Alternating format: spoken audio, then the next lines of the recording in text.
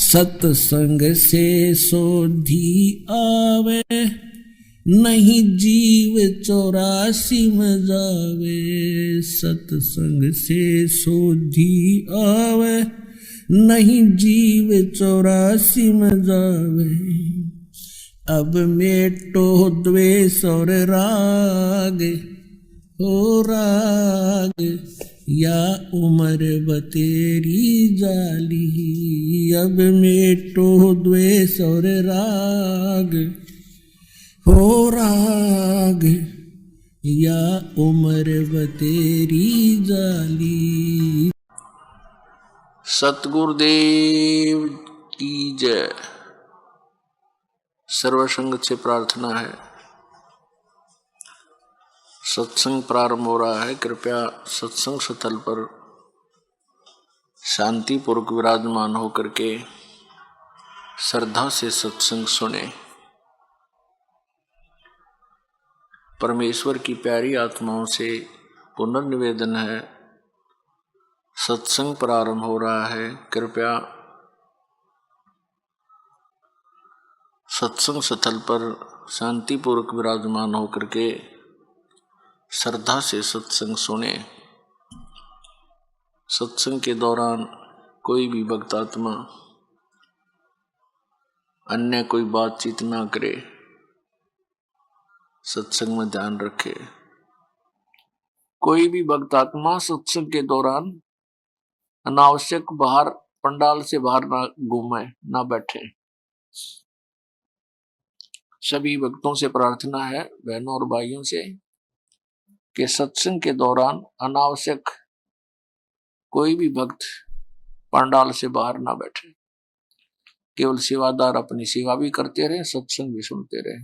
सत्संग के मां बैठकर कोई बात चलावे और यानी जिस दौरान सत्संग हो रहा हो, उस अपराधी आत्मा को 3 लोक नहीं ठोरे। ये परमात्मा की वचन दास एज ए स्पीकर बोल रहा है, एज ए टेप रिकॉर्डर बोल रहा है। आदेश परमात्मा का चल रहा होता है, और जो आत्मा अपने परमात्मा के आदेश को ध्यान से नहीं सुनता है, उसको अपराधी बताया है। तो इसलिए सत्संग को बहुत महत्व देना चाहिए आपने, और ध्यान से एकाग्रचित से एक एक बात सुननी चाहिए। सत साहिब सतगुरुदेव की जय। बंदी छोड़ कबीर परमेश्वर जी की जय। बंदी छोड़ गरीबदास जी महाराज जी की जय। स्वामी रामदेवानंद जी गुरु महाराज जी की जय।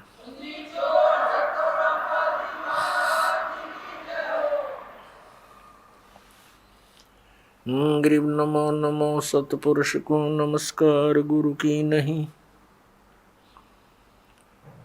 सुर नर मुनि जन साधुआ संतों सर्वस्ती नहीं। सतगुरु साहिब संत सब दंडोतम प्रणाम। आगे पीछे मध हुए तिनको जा कुर्बान।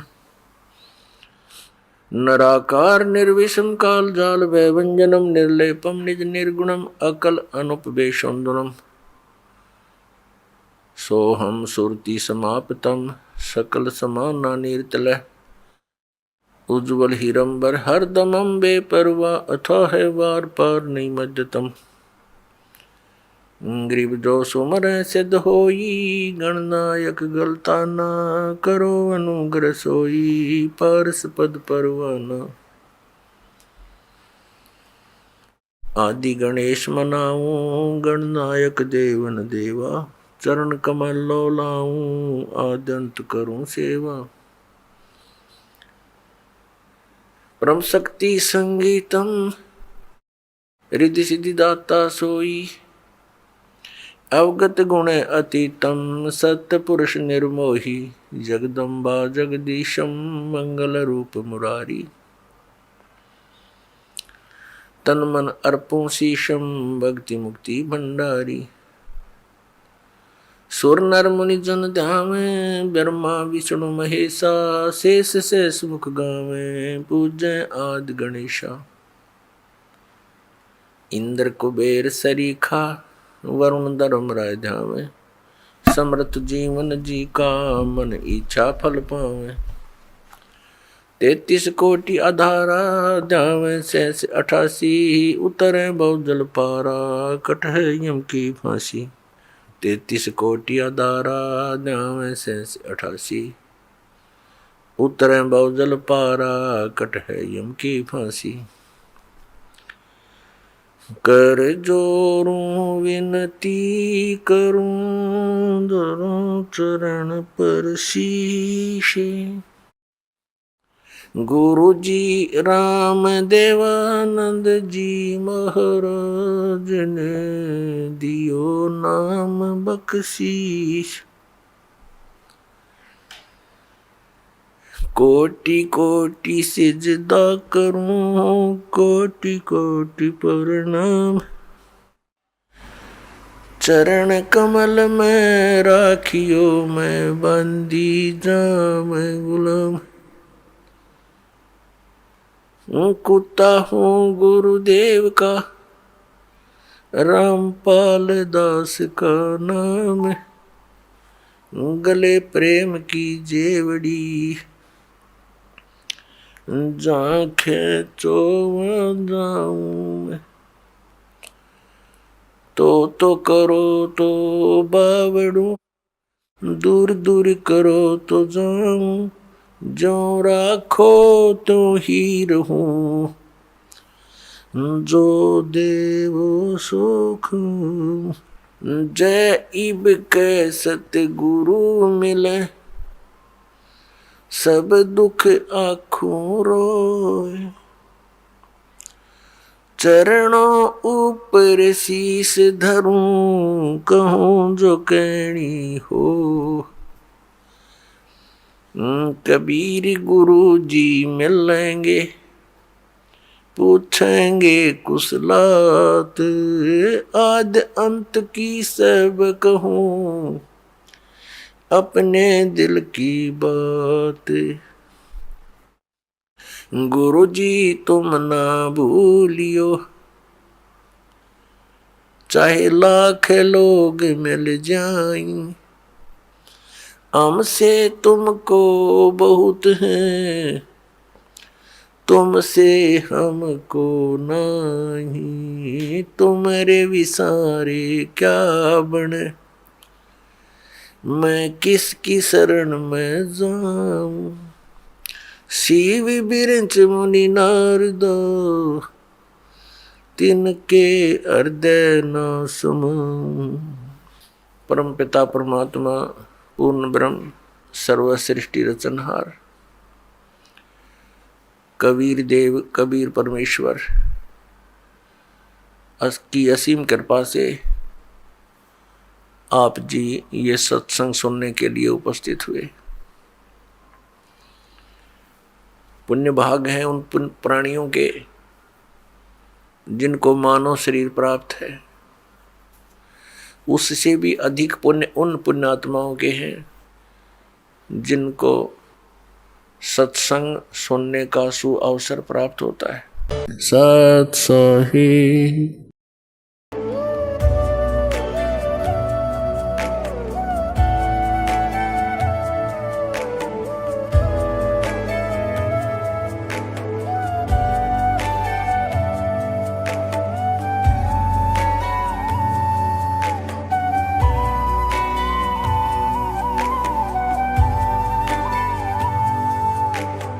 कौन ब्रह्मा का पिता है, कौन विष्णु की मां, शंकर का दादा कौन है, हमको दे बता। ये जानने के लिए कृपया सुनिए जगत गुरु तत्वदर्शी संत रामपाल जी महाराज के अमृत वचन, सर्व पवित्र धर्मों के पवित्र शास्त्रों के आधार पर। आप जी को ये ज्ञान दे करके ये परिचित कराया जाता है कि जो साधना आपने शुरू कर दी, आज ही नाम लिया है, जो सोचो कल ही बहुत गणा लाभ और घनी बड़ी कोठी बन जावे, ये आपकी भूल है। लाभ तो मालिक अवश्य देगा आपको, पहले अपने कोटे से देगा और उसके बाद फिर आप सिंचाई करिए। जैसे किसी ने नर्सरी लगा रखी है, नर्सरी में उसने अपनी तरफ से पौधा बना दिया, बीज बो के आगे ले जाओगे तो उसको तो आपने फिर सिंचाई करके पेड़ आपने बनाना पड़ेगा। तो इतना लाभ परमात्मा आपको यहाँ देंगे, जो आपके विशेष दुखदायी कर्म है उनको तुरंत खत्म करेंगे अपने आशीर्वाद से।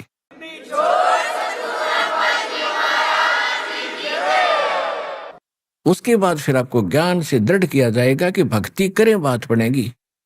केवल बार बार इस आशीर्वाद से ही पर आश्रित नहीं रहना होगा, आशीर्वाद अपना साथ काम करता रहेगा, ये भी आपके साथ विशेष सहयोग देगा, लेकिन भक्ति आपने करनी पड़ेगी, मर्यादा में रहना पड़ेगा, तभी आपको पूर्ण लाभ इस मनुष्य जीवन का प्राप्त होगा। इस सारे ज्ञान की इतनी सी बात है। अब जो प्रसंग चल रहा है, अब कोई ये वृद्ध अवस्था में आते हैं, क्योंकि वो ज्ञान नहीं सुना था आज तक हमने, और कोई प्रेरित हुए हैं तो गलत नकली गुरुओं के पास जाकर अपना जीवन व्यर्थ कर दिया। कुछ एक ऐसे भी हैं, जैसे गांव में दास ने खूब देखा है, गांव में 99% व्यक्ति ऐसे हैं जो कति भगवान को नहीं चाहते, क्योंकि ज्ञान से किसी वस्तु की चाह होती है। जैसे गांव में पहले भी बच्चों को पढ़ाना नहीं चाहते थे, कोई शिक्षा नहीं चाहता था, हमने वो भी टाइम देखा है।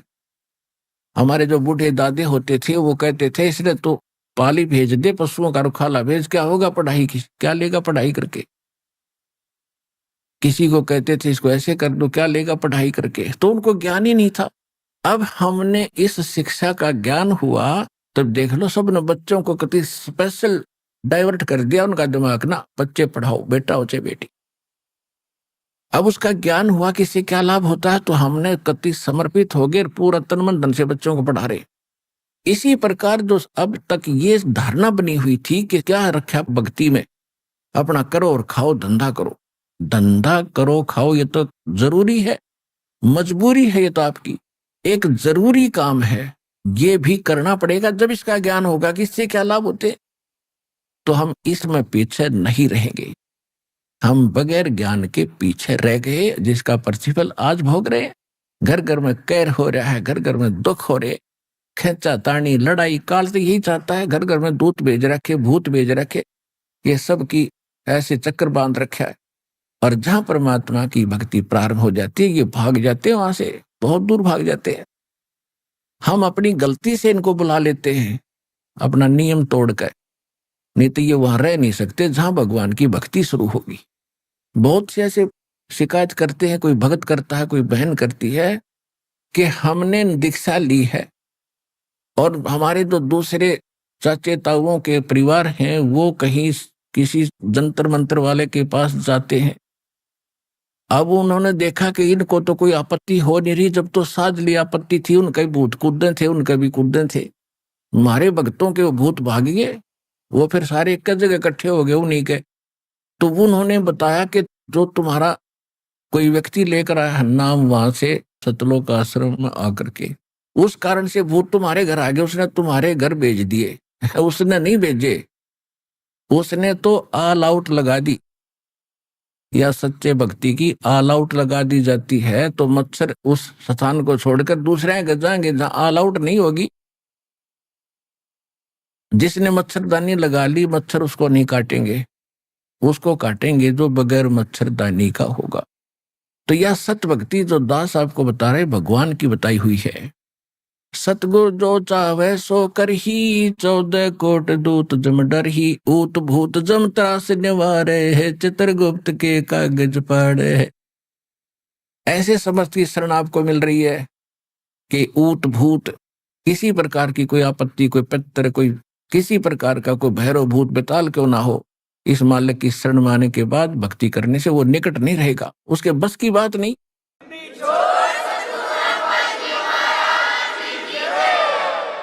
जैसे मच्छर आ नहीं सकते उस औषधि के आसपास जो घर में ऑल आउट लगा दी जाती है, तो सभी बार भाग गए।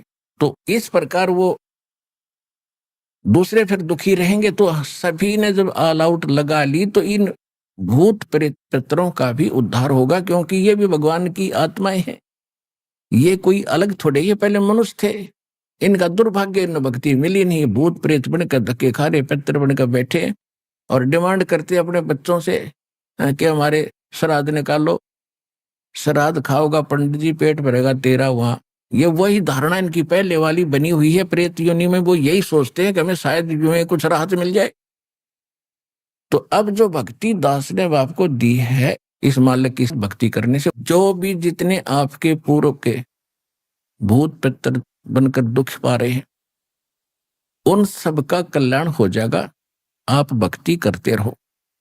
अपने ऑटोमेटिकली परमात्मा की एक व्यवस्था है, वो अगर दास आपको समझाओगा तो आपके समझ में वो आ नहीं सकती, ऐसी है। आप विचलित हो जाओगे तो अपने आप इनकी छुट्टी होती चली जाएगी, क्योंकि आपको ऐसी भक्ति, ऐसा धर्म कर्म दिखा दिया।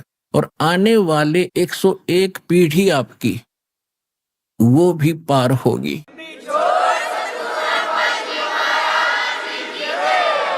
और भी ज्यादा होंगी, मतलब ये तो कम से कम एक कहने की बात है। तो आने वाले कम से कम 4-5 हजार वर्ष तो ये भक्ति बहुत अच्छी चलेगी। और इस दौरान वो पुण्यात्मा जन्म लेंगे आपके घरों में, जो पहले किसी कलयुग में, जो इस समय में वो पार नहीं हो पाए, और वो चले गए ब्रह्मा विष्णु महेश के लोक में। तो वहां उन्होंने अर्ज की कि हमसे गलती होगी दाता, और उनको सार नाम भी प्राप्त था। देखो, सार नाम लेने मात्र से पार नहीं होगा, पार होगा मर्यादा से। अब सारा कुछ धन ले लिया, बैग में डाल लिया, और गाड़ी में तो उतर गया, कार से नीचे उतर गया, तो पार कैसे होगा? पार तो उस गाड़ी से होना था, वह छोड़ दिया आपने। तो कहते हैं द्वार धनी के पड़ा रहे, धक्के धनी के खावे, 100 काल झकझोल ही पर द्वार छोड़ ना जावे। कहते शिव मंडल ब्रह्मा प्रीचय विष्णु लोक में हो, हमरे गुण भूले नहीं तो आण छुटाऊं तो। अब जैसे सार नाम प्राप्त हो गया, सुख तो ही आपको होगा ही होगा। अगर आप सत्संग नहीं सुनोगे, ज्ञान नहीं सुनते रहोगे, तो या फिर से आपके ऊपर अज्ञान की परत चढ़ जाएगी, सुख गणे देगा यू भगवान। इन मंत्रों से ऑटोमेटिक सुख होते, और फिर आप भूल जाओगे सब कुछ सुख है, सुख है, सुख है, बस सुख है तो सुख है। और फिर भगवान से दूर हो जाओगे, दूर होगे तो रहेगी यहीं पर। फिर मृत्यु के उपरांत आप कहाँ जाओगे? आपको देवता बना दिया जाएगा, क्योंकि यहाँ पर सभी देवों के मंत्र दिए जाते हैं, इनकी कमाई बनती है। और ब्रह्मा जी की जो मंत्र आपको दिया गया, ब्रह्मा जी के लोक में जाओगे, पार नहीं हुए तो वो भक्ति की गजब की कमाई आपकी बनी है, जो विधि बता रखी है, तो वो आपके पास है।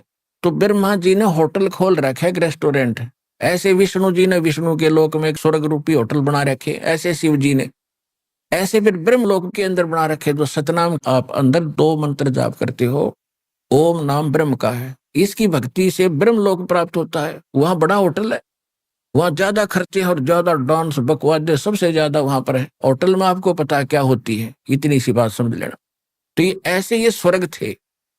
तो ये जाएगी जब आत्मा वहां जाएगी, फिर इसको कुछ वो ज्ञान अंगड़ाई लेगा, याद आएगी, अरे हमने तो सतलोक जाना था, यहाँ तो गुरुजी बताते थे कि ये तो हमारा पूंजी नष्ट होगी, यहाँ पर तो ये तो हमारा धन है वो समाप्त होगा। यहाँ कितने दिन के ठाठ है, मृत्यु के बाद यहाँ भी मृत्यु होगी। तो कहते वहां जाकर जब, हे भोली आत्मा मूर्ख, तुझे वहां भी तूने मुझे पुकार लिया, और मेरे इन गुणों को तू याद रखेगा कि ये तो यहाँ नहीं आना चाहिए था, मैंने गलती कर दी, हृदय से रोएगा, तो वहां से भी तुझे छुटा लाऊंगा। अब जैसे तीनों मंत्र प्राप्त हो गए। अब ऐसा है कि मान ले कोई गलती से रह गया तो मनुष्य जीवन होगा उसका, और फिर भक्ति तैयार मिल लगी। लेकिन दिक्कत तो है ही, मनवाने नाइजीरिया में पैदा हो गया जाकर, फिर वहां संस्कार है, कोई इंग्लैंड में हो गया, फिर वहां कैसे समझावांगे, ना भाषा जानते, ना वो इस ज्ञान से परिचित, ना भगवान से परिचित। तो ये समस्या अपनी बढ़ाने से आपको हानि होगी। इस ज्ञान से आपको सतर्क किया जाता है, इन फाउल पॉइंट से बचना, इन गलतियों से सतर्क होना। तो जैसे ये कलयुग तो चलेगा, ये भक्ति चलेगी 4-5 हजार वर्ष तक, और फिर पूरे विश्व में शांति होगी, वातावरण बड़ा शुद्ध होगा, ये सब हाहाकार मिट जाएगी, और प्यार से रहा करेंगे, भक्ति और घर घर हवन हुआ करेंगे, इससे प्रदूषण भी ठीक हो जाएगा पृथ्वी का, वायुमंडल का। तो फिर से बाहर से आएगी। दास ने सीडी वगैरह बना रखी है, जब तक ये विज्ञान चलेगी तब तक ये भक्ति मार्ग चलती रहेगी, इससे दीक्षा होती रहेगी। उसके बाद फिर क्या होगा कि लास्ट में ये रह जाते हैं, गफलत कर जाते हैं, सुख गणा हो जाता है, तो उनको फिर भक्ति युक्त रहा नहीं। परमात्मा कहते हैं शिव मंडल पर महापुरी जय विष्णु लोक में हो और हमरे गुण भूला नहीं तो आण छुटाऊं तो फिर वो आत्माएं, क्योंकि आगे चल के तो अरबों की संख्या में भक्त होंगे लास्ट में, और भक्ति युग समाप्त हो जाएगा और उनमें गलती छावेगी, वो रह जाएंगे। तो वहां जाके भी याद कर लिया मालिक को, तो वहां से भी छुड़वा लाएगा भगवान जाकर के, छोड़ो ये हमारा भक्त है, गलती से आ गया। तो वो अब दोबारा उनको जन्म नहीं देगा दाता। उनको क्या करते हैं, एक परमात्मा का मिनी सतलोक है यहाँ एक ब्रह्मांड में, इस काल के लोक में। तो जिस ब्रह्मांड के अंदर सृष्टि रहती है उसी में परमात्मा अपना, जैसे प्रत्येक देश में राजदूत भवन होता है, तो उनको वहां बीज रूप में इकट्ठा कर देते हैं। यदि वो स्वर्ग में रहते हैं तो उनकी पूंजी खत्म होती है, यदि वो किसी पृथ्वी पाकर राजा बनते हैं तो उनकी पूंजी खत्म होती है भक्ति। तो भगवान ने वहां एक ऐसी व्यवस्था कर रखी है कि उनको ऐसी व्यवस्था में रखते हैं, तो वहां दर रखे आपके बीज बोरी की बोरी भर के जाता ना, उनकी जो पिछले कलयुग में रह गए थे, और पुण्य आत्माएं हैं, उनको पूंजी उनकी खर्च होने नहीं दी, उनको अब आपके घरों में बेटा और बेटी के रूप में भेजेगा। उनके पुण्य तो जो के तो हैं वह, और आते उनको भक्ति मिलेगी, क्योंकि इसे शुभ संस्कारी बिना ये भक्ति मिल ही नहीं सकती। जो ये मार्ग मिलना कोई बालकों का खेल नहीं है। गरीबदास साहिब जी ने बताया है कि लख बर सूरा जूझ ही, लख बर सावत दे, और लख बर यति जहान में तब के सतगुरु शरणा दे। तो ऐसे पुण्यकर्मी प्राणी हो जो आप यहां पहुंच रहे हो, और उस समय 600 वर्ष पहले 64 लाख परमात्मा के शिष्य हो गए थे ऐसे, और वो 64 लाख को मालिक चार्ज कर गया था। जैसे दास ने सत्संग के प्रारंभ में बताया था कि वो 64 लाख वैसे ज्ञान से नहीं बने थे, वो तो केवल दुख निवारण होने से डरते परमात्मा के साथ लगे हुए थे, और कुछ दिनों के बाद सुख हो ही जाता है। ये तो एक मालिक का नियम है। अब जैसे कोई एसी कमरे में बैठ गया, एसी लग रहा है वहां, तो वहां तो भूल गया गर्मी है ही नहीं, और उससे बाहर निकल कर देखेगा तो वह न्यू की न्यू आग बरस रही है जून की। तो इस प्रकार जब हम सुखी हो जाते हैं तो हम भूल जाते हैं भगवान को, और जब भगवान की शरण हट जाएगी, जब पता चलेगा उसको वह गर्मी तो न्यू की न्यू थी, वो तो मालिक की कृपा से सुख हुआ था। तो यहाँ परमात्मा हमें याद दिलाते हैं कि वो जो 64 लाख तो पहले आएंगे जो पहले भगवान के भगत बने थे, और वो भगत थे केवल समाधान से, ज्ञान नहीं था। ज्ञान तो सुनते ही नहीं थे, क्योंकि ज्ञानी तो हम न मानने थे आचार्य और शंकराचार्यों को, क्योंकि वो संस्कार जानते थे। लेकिन परमात्मा की लीला, परमात्मा की क्रिया को जीव नहीं समझ सकता। तो उस समय एक धानक रूप में रह के ऐसा कमाल किया, मुर्दे तक जीवित किए, गाय काट दी थी। सिकंदर लोदी ने गर्भवती गाय को काट दिया था और कहा था यदि तू भगवान है, अल्लाह है, तो इसको जीवित करके दिखा। हमारे हजरत मोहम्मद ने गाय जीवित कर दी थी, वो भगवान का पैगंबर था, अल्लाह का रसूल था। परमात्मा कहते हैं हम मोहम्मद को वहां ले गयो सतलोक में, और इच्छा रूपी वहां नहीं रहो। उल्ट मोहम्मद महल पठाया, इस शरीर में वापस भेज दिया, और गुज बीरज एक कलमा लाया, रोजा बंग नमाज दे रे, उन बिस्मल की नहीं बात कही रे। कहते मारी गौ शब्द के तीरम, ऐसे होते मोहम्मद पीरम। और कहते हैं हजरत मोहम्मद जी ने गाय मार दी थी वचन से,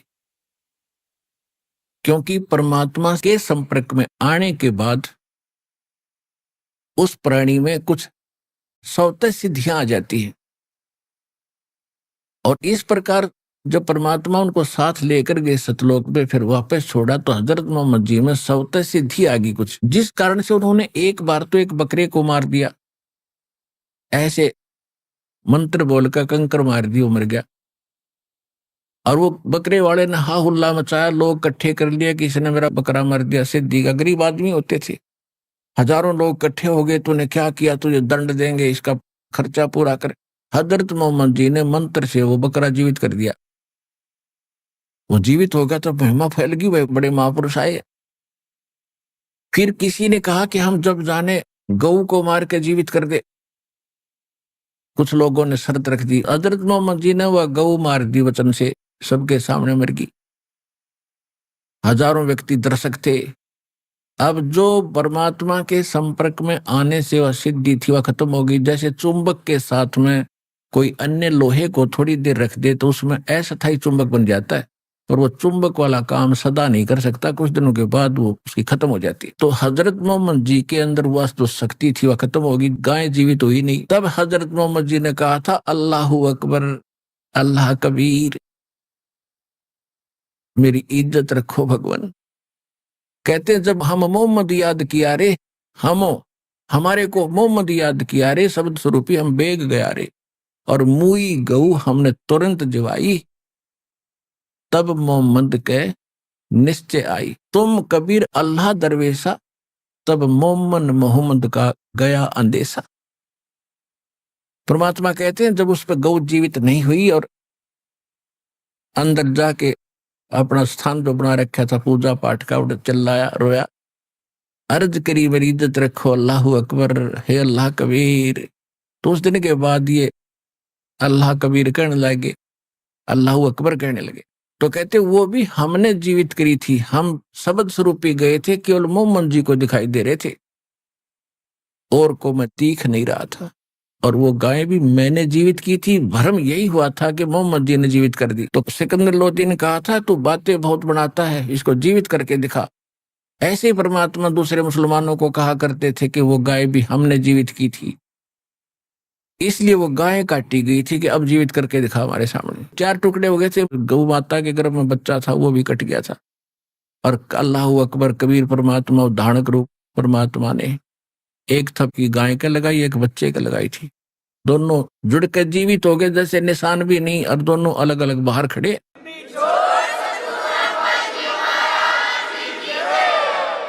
ला के बाल्टी ठोक दी दूध की, कहने लगे पियो गऊ अपनी अम्मा है, इस पर छुरी ना बहा, गरीबदास की दूध को सभी आत्म खा।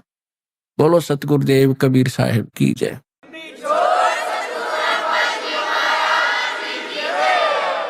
तो कहने का भाव ये है कि परमात्मा ने ऐसे ऐसे चमत्कार भी दिखाए थे, और इन चमत्कारों से प्रभावित होकर के लाखों की संख्या में लोग भी जुड़ गए थे। जिस दिन परमात्मा ने ये लीला की गौ जीवित करने की, कई हजार की संख्या में हिंदू और मुसलमान दोनों शिष्य बने। सिकंदर लोदी ने दंडोत प्रणाम किया। जब राजा झुकेगा जी के सामने तो जनता तो बहुत बड़ी अच्छी आत्माएं होती थी, वो तो धर्मगुरु हमारे हिंदू और मुसलमानों के में मूर्ख बनाए रहा करते थे, लेकिन उस समय उन्होंने किसी की परवाह नहीं की, परमात्मा के शिष्य बन गए।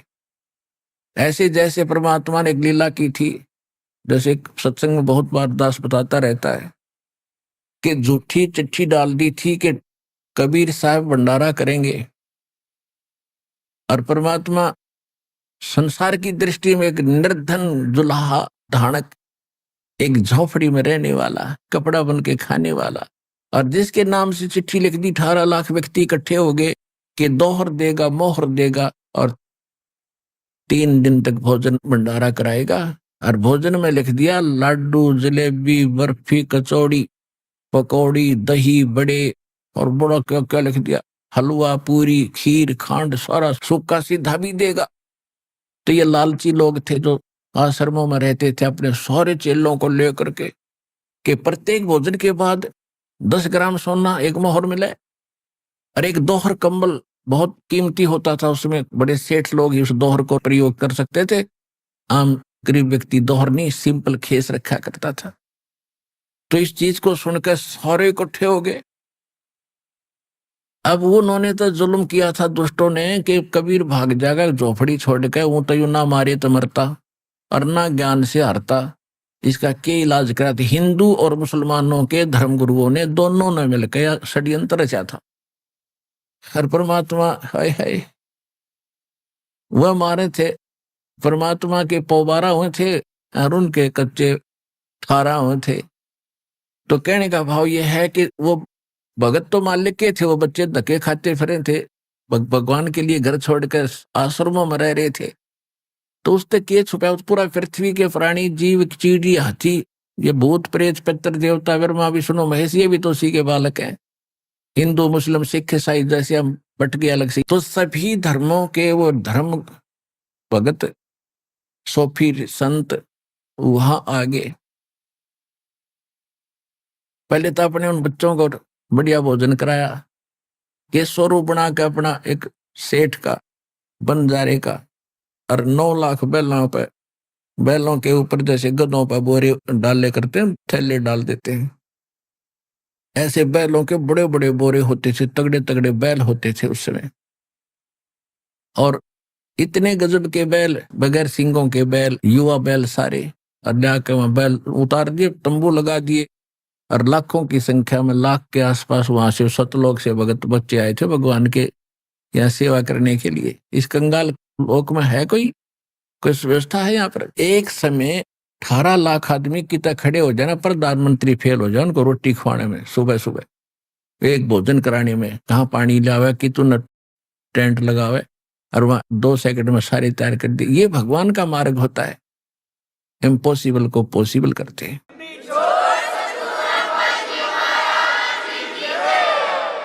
तो कहने का भाव ये है कि उन्होंने तो जुल्म किया था, कबीर भाग जाएगा, और परमात्मा चाहो थे काट दे उन मूर्खा ने, अरे ज्ञान तो दे दूंगा, अपना भोजन तो कराना है, मैंने अपने बच्चों को बढ़िया कराऊंगा। वहां भी तो वही दे रहा सबको, तीनों लोकों में प्रवेश करके सबका धारण पोषण जो करता, गीता अध्याय नंबर 15 के श्लोक नंबर 17 में बताया है, वो है असली भगवान। तो वो परमात्मा घर भी वही दे रहा है, इस आश्रम में भी वही आपको खिला रहा है, उन आश्रमों में भी उनको वही दे रहा था। यहाँ आगे तो बढ़िया अपने बच्चों को वहां पर हलवा खीर पूरी लाडू जलेबी सब कुछ खिला रहे हैं, और दौर मोर और देजी बेच बेच के और कुछ दिन सुख कर सांस ले लेंगे। ये मूर्ख भक्ति तो इनके पास है नहीं, फिर भी प्रेरणा परमात्मा के लिए भटक रहे हैं। तो वही भक्त वो परमात्मा के बच्चे 18 लाख इकट्ठे होकर, और 8 पैर यानी 24 घंटे परमात्मा ने खड़ा होकर लेक्चर दिए। 2 डुप्लीकेट रोल, एक केशव रूप में, एक कबीर धानक रूप में। केशव प्रश्न करता है कि हे कबीर जी, इसे गंदे लोक में आप क्यों आ गए? आप इनका हित चाहते हो या आपकी दुर्गति करें? छोड़ो इस गंदे लोक न, चलो अपने लोक में। ये लोग मानन के नहीं है, विष्टा जिनके उदर में ये मगन फरे दिन रात, गरीबदास के सो के जमसर जिनकी घात।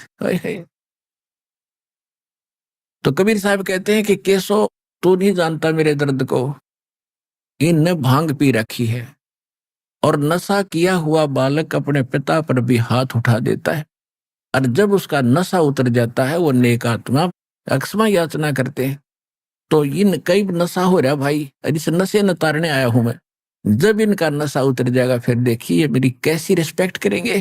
तो 24 घंटे तक परमात्मा प्रवचन कर रहे थे, अब वो खाना खाओ फिरा बैठे, खाना खाओ फिरा बैठे, क्यों अच्छी लगे ज्ञान।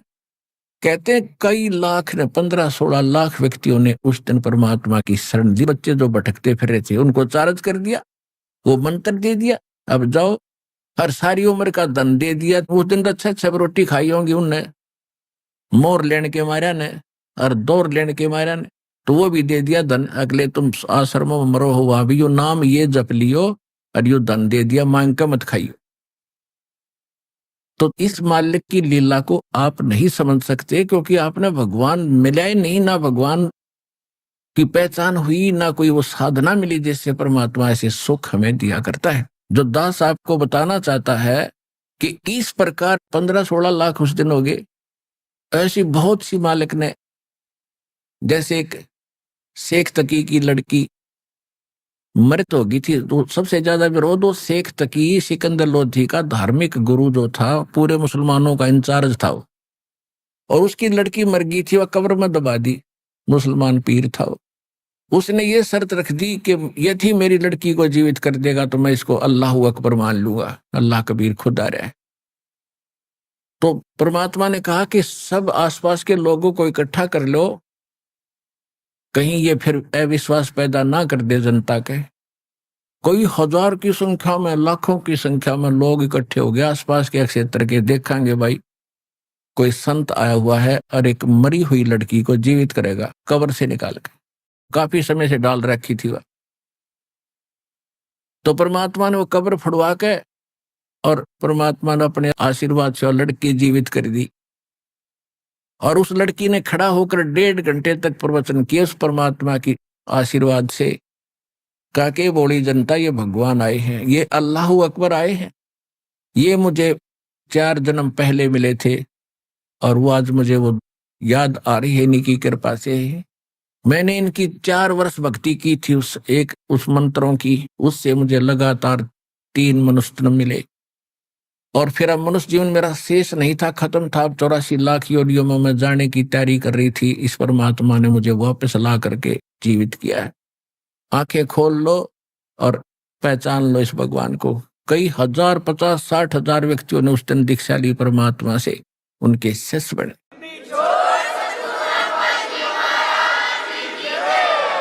तो जो दास आज आपका बताना चाह रहा था, अब उसके आसपास पहुंचा हूं। एक तो परमात्मा की लीला से आप परिचित हो जाओगे जब आपको खूब समझ में आएगा कि सचमुच ये तो भगवान है। कहते जो जन मेरी शरण है, काका हूं मैं दास, और गेल गेल लाग्या फिरूं जब तक धरती आकाश। अब देखो, जो परमात्मा के लिए तड़फ रहे हैं वो बच्चे तो उसी के हैं। आज भी जो परमात्मा भक्ति चाह रहे हैं और गलत संतों का फंस गए या अपनी कोई परंपरागत साधना करके संतुष्ट हैं, ये हैं तो नेक आत्माएं, लेकिन दिशा ना मिलने से ये अगले जन्म में या तड़फ भी खत्म हो जाएगी, कोई पशु बनेगा, कोई पक्षी बनेगा। और इस जीवन में भी अंत में भक्ति नहीं रहेगी इनके पास, न चाह रहेगी भगवान की, क्योंकि इतने दुख इनको विचलित कर देंगे। तो ऐसे समय में आपको परमात्मा ने फिर से संभाला है। एक कथा सुनाता हूं। आदरणीय गरीबदास साहिब जी गांव छुड़ानी, जिला झज्जर, हरियाणा में उनका जन्म हुआ। तो वहां जब 10 वर्ष के थे, वह गौ चरा रहे थे। परमात्मा इस सतलोक से, जैसा उसका विधान लिखा है वेदों में कि परमात्मा अपने ऊपर के लोक में रहता है, वहां से गति करके आता है, अच्छी आत्माओं को मिलता है और उनको उपदेश देता है, दीक्षा देता है, ज्ञान देता है, अपने से परिचित कराता है। इसी उद्देश्य से उस पुण्यात्मा गरीबदास जी को मिले, सचखंड लेकर गए, ऊपर का सारा ज्ञान कराया, दिखाया, सुनाया। और फिर अंत में मैं चिता पे रख दिया था गरीबदास जी को अंतिम संस्कार करने के लिए। मृत जान के आत्मा ले गए थे भगवान, शरीर मृत हो गया था। फिर परमात्मा ने उसी समय जीवित कर दिया, उनको आत्मा वापस भेज दी थी। उस गरीबदास साहिब ने फिर परमात्मा की महिमा कलम तोड़ गाई और उनके अंदर बहुत सी सिद्धियां भी मालिक की कृपा से आ गई थी। एक समय एक बेरी गांव है, जिला झज्जर में, एक बेरी नगर, छोटा सा कस्बा सा हो गया, पहले गांव था। वहां का एक हरलाल नाम का किसान जाट पहले क्या करते थे कि दूसरी मंडियों से, दूसरी मंडी में बैलगाड़ियों से सामान लाया करते थे। और जैसे आजकल ट्रांसपोर्ट करते हैं वो ट्रकों से, यहाँ किसी चीज का अभाव है तो दूसरी राज्य से लाकर ट्रकों से यहाँ व्यापारी लोग बेचते हैं। तो वो ट्रांसपोर्ट का काम पहले बैलगाड़ियों से होता था। तो सेठ लोग उन बैलगाड़ी वालों से अपना सामान मंगाया करते थे। तो वहां एक नजफगढ़ है दिल्ली में, नजफगढ़ की मंडी से सामान लेकर के वो अपने यहाँ आता था, रोहतक में, बेरी में। अब क्या था कि वो एक धार्मिक व्यक्ति था, हरलाल नाम था उनका। धार्मिक व्यक्ति, पहले हमने ये सोच रखा था कि साधु संतों की सेवा करते रहेंगे, हमने इससे लाभ मिल जाएगा। इस धारणा से उसने एक साधु को अपने घर रख लिया कि महाराज आपको भोजन चाहिए, हमारी सेवा बन जाएगी, आप यहाँ भजन कर लिया करो। उसके लिए अलग चौबारा बनवा दिया।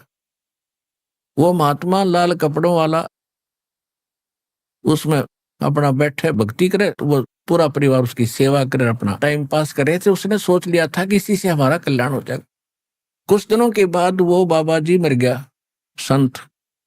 और वो मूर्ख क्या करता था, क्योंकि जहां भक्ति नहीं वहां रुचि बनेगी ही नहीं, जहां ज्ञान नहीं सच्ची भक्ति नहीं।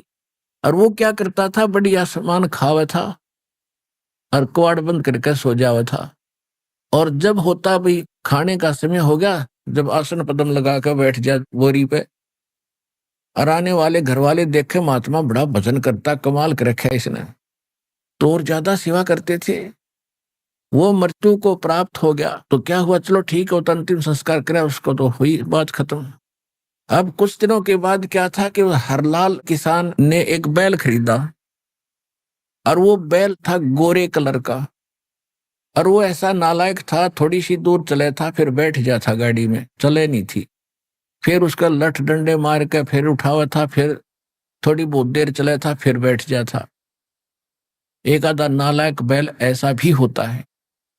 इस प्रकार वो उससे अपना काम चला रहा था और कोई बैल लेने की हिम्मत थी नहीं, उसी से मार पीट के घसीट रहा था काम को। गरीबदास जी सुबह सुबह स्नान करने के लिए कुएं पर गए। उधर से रास्ता था उसके साथ से नजफगढ़ से लेकर बेरी का कच्चा रास्ता होता था। तो जब गरीबदास जी वहां स्नान कर रहे थे, वो बैलगाड़ी लेकर हरलाल आ रहा था, तो बैल बैठ गया थोड़ी सी दूरी पे। गरीबदास जी नहा रहे थे, देख रहे थे। हरलाल नीचे उतरा, उन्हें काट डाला, तो उसके लिए रख रहा था एक छोटा, और उसका मट लगा मारने। तब गरीबदास जी ने कहा कि हे भगत, ए भाई क्यों मार रहा है इसको, रुक जा ना मार इस बैल को। अब गरीबदास जी गए, वहां जाकर उसके कान में कोई बात बोली, वो बैल खड़ा हो गया और कहा कि अब इसका मारिए मत, यू बैठेगा नहीं। वो बैल अब दूसरे बैल से को अच्छा तगड़ा था, पर वो तो मस्ती मारे था, उससे भी आगे चले और फटाफट काम करे। हरलाल ने सोचा भाई यो कोई संत है, इसने गजब का काम कर दिया, मेरी तो सारी समस्या हल कर दी, और ये तो पूर्ण महात्मा है, इसने के इसके कान में मंत्र मार दिया, ये तो डटा नहीं डटता, बैल खूब चल रहा है। तो अगली बार हरलाल ने फिर गरीबदास जी से पूछा कि महाराज आपने ऐसा के जंतर मंत्र कर दिया, यो बैल डटा नहीं डटता। तब गरीबदास जी ने कहा कि बैठ जाए, तुझे बताऊंगा इसका भेद। तेरे घर पे एक बाबा जी तपस्या करता था, भक्ति करता था, और तू उसकी सेवा करया करता। हाँ जी। तो उस नालायक ने भक्ति करी नहीं, तेरा माल खावा था और सो जावा था, और भक्ति उसके पास थी ही नहीं, क्योंकि मंत्र से ही नहीं, शास्त्रों को साधना नहीं। ये वो बाबा जी है भाई, इसकी मृत्यु होगी, 4 वर्ष पहले मर था। हाँ जी, 4 वर्ष पहले मर गया था। तो ये बैल बनकर आ गया, तेरे पूरे करेगा जो इसने खाए थे। मैंने इसको यही कहा कि भाई ये तो पूरे करने पड़ेंगे, लठ खा के कर ले, हर चाहे ठीक ठाक चल के कर ले, क्यों अपनी देही भी तड़वाव है, तेरा पीछा छूटेगा, इस हरलाल का जो खा रखा है पूरा करना पड़ेगा। इसके बाद यह समझ में आ गई भी वो तेरे पूरे करेगा, ये बैठे को ना। अब हरलाल का तो कलेजा हिल गया, अरे तेरा गजब तो महात्मा के तो भगवान है गरीबदास जी, ऐसी बातें बता दी सारी सत्य। चरणों में गिर गया और कहता घर बार छोड़कर मैं तो आपके साथ रहूंगा। गरीबदास जी बोले भक्ति चाहे घर बार में कर ले और चाहे छोड़ के कर ले, भक्ति से पीछा छूटेगा। अब सारे आकर मेरे पास बैठ जाओगे तो बात कैसे बनेगी। आप नाम लो और अपना काम भी करो, लेकिन नेक नीति से, और भक्ति कर, हरलाल तेरा मोक्ष हो जाएगा। कहते गाड़ी बाहो खुश रहो, खेती करो खुशहाल, साईं सिर पे राखियो सही भगत हरलाल। गरीबदास जी की वाणी में ग्रंथ साहब में लिखा है कि गाड़ी बाहो खुश रहो और खेती करो खुशहाल, पर मालिक ना भूलना, तो सही भगत हरलाल। तो उसके बाद हरलाल ने क्या किया, उस बैल को जोड़ा नहीं, अलग बांध दिया। भाई ये तो बाबा जी था, और कह दिया कि भाई बाबा जी तेरे मेरे पूरे हो गए और मैंने माफ कर दिया, क्षमा कर दिए, मैं बात से तेरे काम नहीं लूं। अब देखो, पहले वो मूर्ख कभी परमात्मा की शरण में रहा था, कबीर साहिब की शरण में। वो जीव जो बाबा जी बना हुआ था, क्योंकि भटक वही रहे हैं जो मालिक के लिए, जो कभी मालिक की प्रेरणा में हुई है। अब वहां भी उसका पीछा छुड़वा दिया, उसका संस्कार खत्म करवा दिया। प्यारी आत्मा गरीबदास जी ने, भगवान की प्यारी आत्मा, उसको वहां भी सुखी कर दिया। उसने एक तरफ बांध दिया, जब तक वो रहा उसको बढ़िया चारा डालता रहा, प्रयोग नहीं किया उसने। तो आज आप बालक की शरण में आगे मनुष्य आपके भी संस्कार ऐसे निमटा देगा। जो आपके संस्कार बने हुए, किसी का लेना है, बच्चे का कोई देना है, पिछले संस्कारों का, ऐसे जुड़े हैं हम एक दूसरे से, दूसरी बात नहीं है। तो अब हम समर्थ की शरण में आगे तो हमारा ऐसे ही छुटकारा करवा देगा, यहां भी सुख देगा और हर समस्याओं से आपका समाधान करेगा, उलगा करेगा। तो इस प्रकार परमात्मा की भक्ति कर करके, यानी मालिक से दीक्षा लेकर के और आशीर्वाद से 64 लाख भगवान के शेष हो गए थे। अब सुख हो जाता है प्राणी को, फिर बकवाद शुरू हो जाती है। कबीर साहब कहते हैं, सुख के माथे पत्थर पड़ो, जो नाम हृदय से जावे, बलिहारी उस दुख के, जो पल पल नाम रटावे। कबीर परमेश्वर जी हमें याद दिलाते हैं कि इसे सुख का आग लगे, ऐसी याचना किया करो, भगवान से प्रार्थना किया करो, हे परमात्मा ऐसा सुख बाढ़ में पड़े जिससे तेरी याद चली जाए, ऐसा सुख ना देना दाता, और ऐसा दुख दिए रहना मेरे मालिक जिससे तेरी याद बनी रहे। कहते सुख के माथे पत्थर पड़ो, जो नाम हृदय ते जावे, और बलिहारी व दुख के, जो पल पल नाम रटावे। हे दाता ऐसा कष्ट बनाए रखना, तेरी याद बनी रहे। लेकिन ये दयालु है, ये तो ज्ञान देता है, लेकिन सुख तो दे ही देगा। इसके पास सुख के अतिरिक्त कुछ है ही नहीं, सुख तो फालतू पड़ा है इसके पास, और फ्री में देता है, रूंगे में देता है आपको। अब सुख हो गया, 64 लाख शेष हो गए। एक दिन क्या हुआ, संस्कारवश किसी कोई वैश्या थी, एक लड़की गणका थी, उसने ये ज्ञान सुन लिया रात्रि में कि तब परमात्मा सत्संग कर रहे थे। कहते 100 सिद्ध और मैं करूं अपने जन के काज। अब उस लड़की ने रात्रि के समय अपने मकान की खिड़की में झांकी में बैठ के सत्संग सुना। और पुण्यात्माओं, चाहे कसाई हो, चाहे कितना दुराचारी व्यक्ति हो, भगवान की कसक सबके अंदर एक अलग से रहती है। उसको कोई जगाने वाला नहीं है, आगे चार्जर लगाने वाला नहीं है, तो वो नष्ट हो जाती है, पशु पक्षियों की योनियों में चले जाते हैं। अब परमात्मा ने ज्ञान सुनाया सत्संग में, भाई मानुष जीवन दुर्लभ है, मिले न बारंबार, और तरवर से पत्ता टूट गिरे वो भौर नहीं लगता था। और मानुष जन्म पाके जो नहीं रटे हरि नाम, और जैसे कुआ जल बिना बनवाया क्या काम।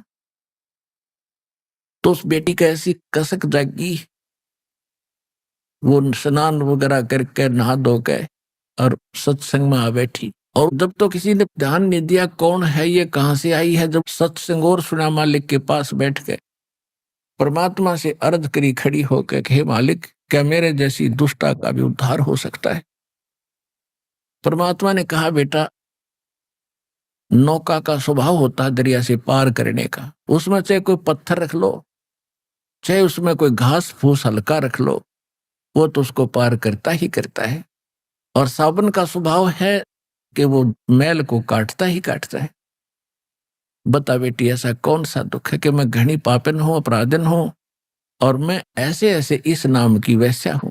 उस नाम की वैश्या काशी नगर में घनी प्रसिद्ध थी, बदनाम थी। तब सभी ने देखा कि तो वही है, औरत है, वही है। तो परमात्मा ने कहा, बेटा दीक्षा लो, बुराई त्याग दो, भक्त हो गया आप, और क्या। ये तो पाप कौन नहीं है, पापी तो देखो, कबीर साहब कहते हैं, बुरा तो देखण में चला, बुरा न मिला कोई, और जब मन खोजा अपना तब मुझसे बुरा नहीं कोई। यानी अपने आप में जब झांक ले इंसान, तो दूसरे के दोष गणे ना दिखे फिर उसने। जैसे बताते हैं, एक साधु सिद्ध बहुत प्रसिद्ध था वहां का, और उसी नगर के एक कोई औरत को पीट रहे थे। गांव के लोग बाहर बनी में डले मार रहे थे, वैसा है, गलत है, औरत निकम्मी है, मार दो। वो संत आ जाता है, उसने कहा, भी क्यों पीट रहे हो उसको, कि ये बहुत बुरी है, औरत है, गंदी है, निकम्मी है ऐसे। तो उसने, ये तो संत की कोई मानने वैसे सुनने वाला नहीं था, उसने कहा भाई ऐसा करो, ऐसे नहीं, इसको अच्छी सजा देंगे, एक पत्थर उठाओ, सब एक एक डला उठाओ और इसको ऐसा मारेंगे याद रखेगी। सब नट पत्थर एक एक उठा लिया और कहा कि इसके पत्थर वही मारना जिसके मन में कोई दोष ना हो, इस प्रकार का कोई विकार ना हो, और जिसके मन में कभी कोई ऐसा विकार ना आता हो किसी पर नारी को देखकर। अगर ऐसे विकार युक्त ने पत्थर मार दिया, यही तुम पत्थर के बन जाओगे। उनको मालूम था कि ये संत की इस वचन में बड़ी शक्ति है। सबके हाथ से पत्थर छूट गया, मुंह लटका कर चल पड़े। तो परमात्मा बोले कि बुरा जो देखण में सीधा बुरा न मिलिया कोई, और जब मन खोजा अपना तो मुझसे बुरा ना कोई। तो उसने कहा कि ये बुरी क्यों है, तुम्हारे गांव के लोगों से तो बुरी होगी। अरे भले आदमियों, इसका दोष देख रहे, उन दुष्टों का दोष नहीं देख रहे जो इससे मिलन करते हैं। तो हमारे इस संसार में इतना ही न्याय है, बस इतनी सी बात जानते हैं, एक पक्ष में खड़े हो जाते, दूसरे का बिल्कुल ध्यान नहीं देते। तो ये तत्व ज्ञानहीन प्राणियों के विचार होते हैं। अब जिनको परमात्मा, क्योंकि वो ज्ञान नहीं सुनते थे, जो 64 लाख बने थे, परमात्मा को पता था कि इनको मैं कैसे कलम चढ़ा सकता हूं, इनको कैसे चार्जर लगा सकता हूं, तो उनके दुख दूर किए। बहुत ज्यादा कष्ट थे, किसी का कोढ़ था, कोई कुछ था, किसी को संतान नहीं थी, किसी का और बुरा हाल हो रहा था, सब सुखी हो गए। और तब वो भक्ति भी करते थे, मंत्र दे दिया जाप करो। ज्ञान नहीं था उनको, भगवान नहीं माना था मालिक को। ज्ञानी और विद्वान तो वो उन्हीं को मानते थे जो दूसरे धारावाहिक संस्कृत बोलते थे। और मालिक को पता था जब तक ये मुझे भगवान नहीं मानेंगे, ये मुक्त नहीं हो सकते, ना मैं इनको सारा खजाना दे सकता सतनाम और सार नाम का। हाँ, इतना अवश्य है कि इस मंत्र से ये मनुष्य जीवन प्राप्त करते रहेंगे जब तक वो 5500 वर्ष कलयुग बीतेगा। यानी 600 वर्ष पहले मालिक ने यह धारणा बनाकर आपको तैयार किया था। और दूसरा ये था कि ये थी, मैं एक लीला करूंगा, इस लीला में जो सफल हो गया उसको पार भी करूंगा, सतनाम भी दूंगा, उसको सार नाम भी दूंगा। अब बच गए तेने पार करूंगा। परीक्षा ली दाता। अब क्या हुआ कि वो लड़की जब आने लगी, उन आत्माओं मालिक की चश्मों से, ज्ञान के चश्मों से हमें दिखाई देने लग जाता अपना जो पिछला चला गया भूत और आने वाला भविष्य सामने दिखाई देता है। तो जो ऐसा दुखी होता है व्यक्ति, वो ज्यादा भगवान के निकट आता है और ये सोचता है कि मैं ज्यादा से ज्यादा परमात्मा के निकट रह कर आशीर्वाद पाऊं और जल्दी पाप से मुक्त हो, जो मैंने घने पाप कर रखे। तो वह लड़की प्रत्येक सत्संग माने लगी। अब जो सुखी हो गए थे, जो पुराने भगत थे, उनके मन में दोष आ गया। वो कहने लगे उस लड़की को, तुम यहां मत आया कर, तू बदनाम औरत है और गुरु जी को बदनाम करेगी, सत्संग को बदनाम करेगी, यहां मत आया कर तू। अब उस लड़की को तो बंदी छोड़ दयाल जी, तुम लगा मेरी दौड़, जैसे काग जहाज का सुजत और निठौर, उसके तो ऐसी धारणा बन गई थी। उसने परमात्मा से कहा कि हे गुरुवर, मुझ पापड़ का कैसे उद्धार होगा दाता। परमात्मा ने कहा, बेटा मंत्र दे दिया, भक्ति कर, बुराई दे छोड़, अब हो जाएगा मोक्ष। कि मैं यहाँ आती हूँ, मेरी रुचि है आपके दर्शन करूं, सत्संग सुनो, और ये आपके भगत हैं जो पुराने, ये मुझे धिक्कारते हैं, धमकाते हैं, या मत आया कर, तू बदनाम करेगी। परमात्मा ने फिर सत्संग सुनाया करते थे, उसी दृष्टिकोण से भी एक एक ने के समझावा इतने टोल का। वो तो ज्ञान सत्संग के माध्यम से विचार दिए जाते हैं, बुद्धिमान ग्रहण कर जाते हैं कि गुरु जी क्या समझाना चाहते। लेकिन उनके अंदर बुद्धि नाम की चीज तो थी नहीं, वो तो सुख सुख मांगे थे, वो दे ही दिया था। दयालु परमात्मा ने मंत्र भी दे दिया था कि ये चार्ज भी हो जाएंगे। तो मालिक ने क्या सुनाया, भाई कुष्टी होवे संत बंदगी कीजियो, हो वैसा के विश्वास चरण चित दीजियो। यदि कोई भक्त, कोई संत, यदि कोड भी चूर रहा हो उसके और वो नाम लेकर भक्ति कर रहा है, तो उसे नफरत ना करना, क्योंकि दुख पता ना किसको और कब हो सकता है। और भगत भक्ति करेगा तो एक दिन वो स्वस्थ भी होगा। और कहते हैं, नाम रटत कोढ़ी भलो, चू चू पड़े जो चाम, वो सुंदर शरीर किस काम का, जा मुख नाही नाम। फिर बताते हैं कि वैसा का विश्वास चरण चित दीजियो। देखो, संस्कारवश कोई भी व्यक्ति, कोई भी बालक, किसी का भी गलती हो सकती है, और वो सुधरने की चेष्टा करता है, तुम उसको धिक्कारते हो तो कहाँ सुधरेगा फिर वो। जैसे जल है, मैला कपड़ा है, साबुन और पानी की टच में नहीं आएगा तो उसका मैल छूटेगा कैसे। तो इसी प्रकार जो संसार के विचारों से, संसार की क्रियाओं से हम बिगड़ गए, हमने पाप गढ़े इकट्ठे कर लिए, कोई चोरी करके, कोई डाके मार के, कोई और रिश्वत कर लेकर, तो मैले हो गए हम। तो यहाँ आएंगे, सत्संग स्वरूपी सरोवर में स्नान करेंगे तो मैल उतरेगा, और यहाँ नहीं आओगे तो फिर कैसे उज्जवल होगे। तो परमात्मा कहने लगे कि भाई वैसा का भी विश्वास है भक्ति का, उसने धिक्कार डाला, उसको प्रणाम करना अपनी बहन को। धीरे धीरे बुराई भी छूटेगी, किसकी नहीं छूटी, और ज्ञान से छूटेगी। अज्ञान से गलती बनी, ज्ञान से सुधर जाएगा। लेकिन हम तो ढीठ हो जाते हैं, अपनी विचारों को उच्च ही मानते रहे, ये हमारी गलती रही। और अब वो पुरानी बातें मालिक इसलिए दोहरा के गए थे कि प्राइम टाइम में गलती ना कर दियो तुम, फिर कैसे भी सूत में नहीं आओगी तुम्हारे। अब तो बहुत गजब का टाइम आ गया। तो इसलिए मालिक ने उस समय ये कहा था। उस समय तो इक्का दुक्का ऐसे उदाहरण होते थे, आजकल तो ये ऐसे फैशन वैशन हो रहे हैं, ऐसे बिगड़ गया सब कुछ, ऐसे नफरत करने लगेंगे तो सत्संग मान जो गए एक भी को नहीं। तो यहाँ आएंगे, सबका आचरण सुधरेगा, और फिर सेट होकर के भक्त बनकर मोक्ष हो जाएगा। लेकिन उस समय महाराज या गले उतरी नहीं, सारी संगत में सुरसुर होगी, भाई अच्छी बात नहीं कर रहे, गुरुजी ने भी सोचना चाहिए, हैं वृद्ध ज्यादा हो गए हैं इसलिए इनका दिमाग भी चल गया। यानी दोष निकालना शुरू कर दिया कुछ मूर्खों ने, और कुछ बुद्धिमान व्यक्ति थे वो ठीक है, दोष नहीं निकाल रहे थे, लेकिन लोक लाज से को मानते उसे थे। परमात्मा ने सोचा अब इनको सतनाम भी दूंगा तो कम से कम इनको एक बार, एक जैसे छाछ के अंदर कणक को डाल के ऐसे पिछोड़ते हैं ना, वो कणक तरह जाती है, थोथे उड़ जाते हैं बाहर, फटाफट उड़ के बाहर जाते हैं। तो परमात्मा ने सोचा एक पछोड़ मार के देखता हूं, ऐसे हिला के देखूं कितने खरेर, कितने थोथे हैं ये। अब ज्यादा सुरसुर होगी, मालिक ने सोचा ले एक में फड़क निकाल दो उनकी सबकी। परमात्मा ने क्या कहा, उस लड़की से कहा कि बेटी कल तू मेरे साथ आना और सब अपना जितना भी तू हार श्रृंगार करती है सब लगा के आना। उसने कहा ठीक है पिताजी, जैसे आपकी आज्ञा, मैं आपकी बेटी, जो आज्ञा मैं आपकी पुत्री, साथ में शिष्या होगी, वचन की बेटी होगी, जैसे कहो वही होगा।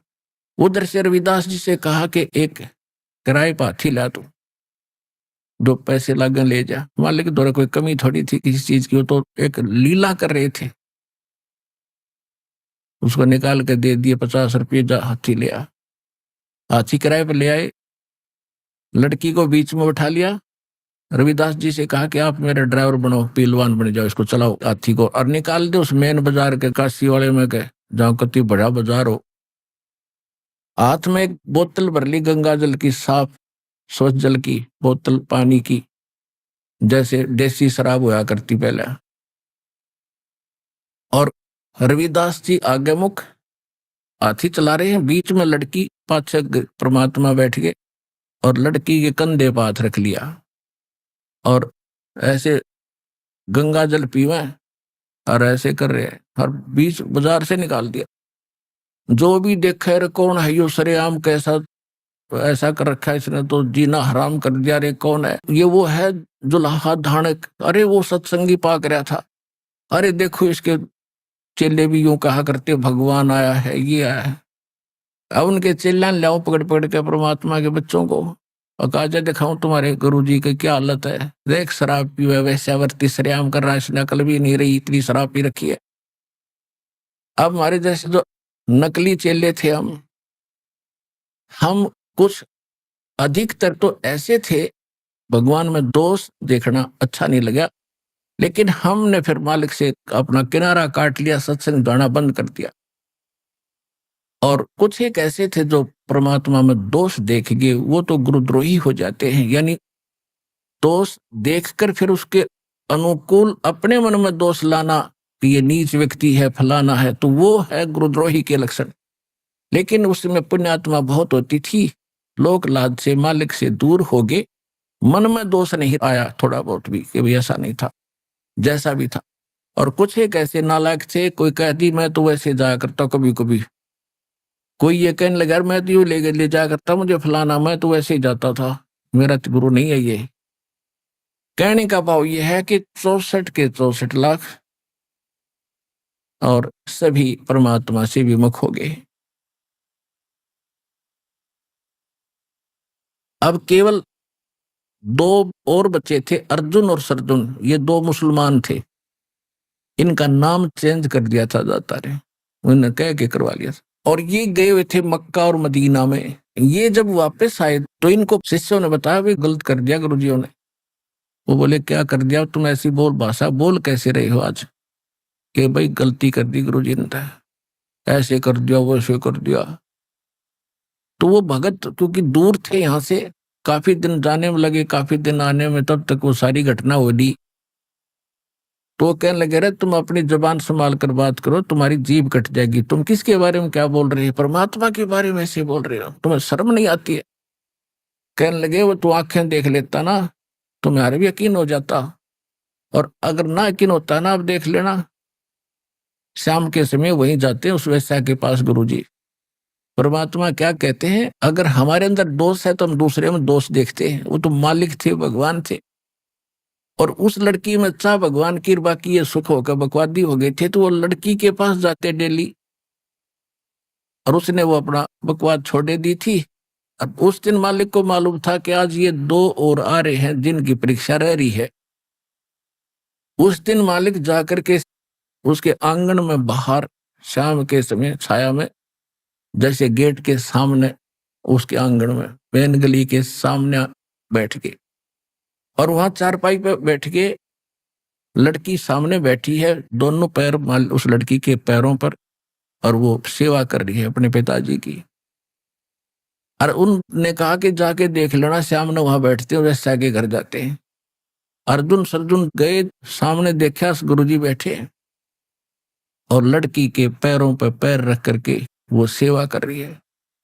शर्म के मारे एक बार आगे चले गए दोनों, फिर वापस आए कि भाई गुरुजी को कुछ समझाना चाहिए, तो बहुत गलत हो गया, सचमुच रही बात जो कह रहे थे सारी सत्य। अब अर्जुन सरजुन हिम्मत सी करके गए, कहने लगे गुरुदेव आपको यहां नहीं बैठना चाहिए, ये तो बदनाम औरत का घर है, हमें शोभा नहीं देता। तो परमात्मा ने कहा ऊंच नीच में हम रहें और ये हाड चाम की दे, अर्जुन सरजुन समझियो तुम करियो शब्द स्नेह। है परमात्मा ने क्या कहा, अरे भले आदमियों, इतने दिन हो गया मैंने आपको ज्ञान देते और तुम्हारे इतने सुख दिए, तब तो मैं भगवान था, अल्लाह का अवतार था, और आज मैं ढेड हो गया, तुम अपने जैसा कमीन मुझे समझ रहे हो तो भाग जा, तू यहां से जा, और समझ लेना आज के बाद अब तुम्हारा उद्धार नहीं होगा। अब वो विवेकशील थे दोनों, वही चरणों में गिर गए। अब परमात्मा ने क्या उदाहरण दिया है कि जैसे तुमको आत्मज्ञान भी नहीं है, परमात्मा की बात तो बहुत दूर है। जैसे पहले गांव में स्वांग होते थे, सांग, और उसमें लड़के और लड़की का रोल होता है, तो लड़की का रोल भी बालक करा करते लड़के। और जब एक कोई पहली बार गया था सांग देखने दूसरे साथी के साथ, उसको पता था कि लड़का जो डांस कर रहा है लड़की का रोल बना रहा है, लड़की नहीं है लड़का है। वो प्रथम बार गया था, उसने बिल्कुल उसकी मेकअप वगैरह देखकर ऐसा पक्का हो गया कि लड़की डांस कर रही है। वो कह रहा बड़ा सुंदर डांस करती है, बहुत अच्छी लड़की है, बड़ी सुंदर है। वो लड़का बोला लड़की नहीं है ये लड़का है। उसका यकीन नहीं हुआ, तो उसके यकीन दिलाने के लिए उसको साथ ले गया जहां वो रुके हुए थे। उसको अपना ड्रामा तमाशा कर लिया। उसके बाद वहां जाकर उस लड़के ने सब कपड़े वस्त्र उतार दिए, वो आर्टिफिशियल अंग लगा रखे थे, वो खुट्टी बटाएंगे दिए, वो लड़का का लड़का। तब उसके समझ में आई सच में ये तो लड़की नहीं थी, लड़का था। अगली बार जब वो गया स्वांग देखने के लिए, उसने वो लड़की ना दिखे थी, वो लड़का दिखा था। लड़की वाला भाव स्वप्न में भी नहीं आया उसके। तो इसी प्रकार आज दो कवर हमारे ऊपर है, एक स्त्री के अंग लगे, एक पुरुष के। और जब आत्मज्ञान होगा इसमें स्त्री पुरुष नहीं है, सब एक ही तत्व है। तो परमात्मा कह रहे थे कि ऊंच नीच में हम रहें और ये हाड चाम की दे।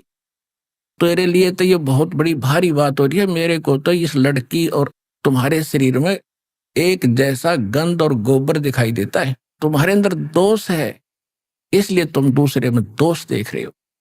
और जाओ, निकल जाओ यहां से। और तुम्हारे को कितनी बार समझा, अपना भक्ति में ध्यान रख। अर्जुन सर्जुन समझियो तुम, रखियो शब्द स्नेह, करियो शब्द स्नेह, जो मैंने नाम दे दिया उस पर ध्यान रख, बकवादों में कुछ नहीं रख। दोनों गिर गए, चरणों में गए, बुरी तरह रोए। घनी गलती बन गई भगवान हमसे, अब हमारा कैसे मोक्ष होगा। उन्होंने तो धर्म भी नहीं छोड़ा और घर भी छोड़ रखा, तो आज मोक्ष में यह बातें बिगड़ गई। गुरु जी ने कह दिया तेरा मोक्ष नहीं होगा। बुरी तरह रो तड़फ गए। परमात्मा बोले भाई, एक बार, दो बार, 10 बार, 100 बार समझाने के बाद तुम यहाँ खड़े हो, तुम मोक्ष की इंतजार करते हो।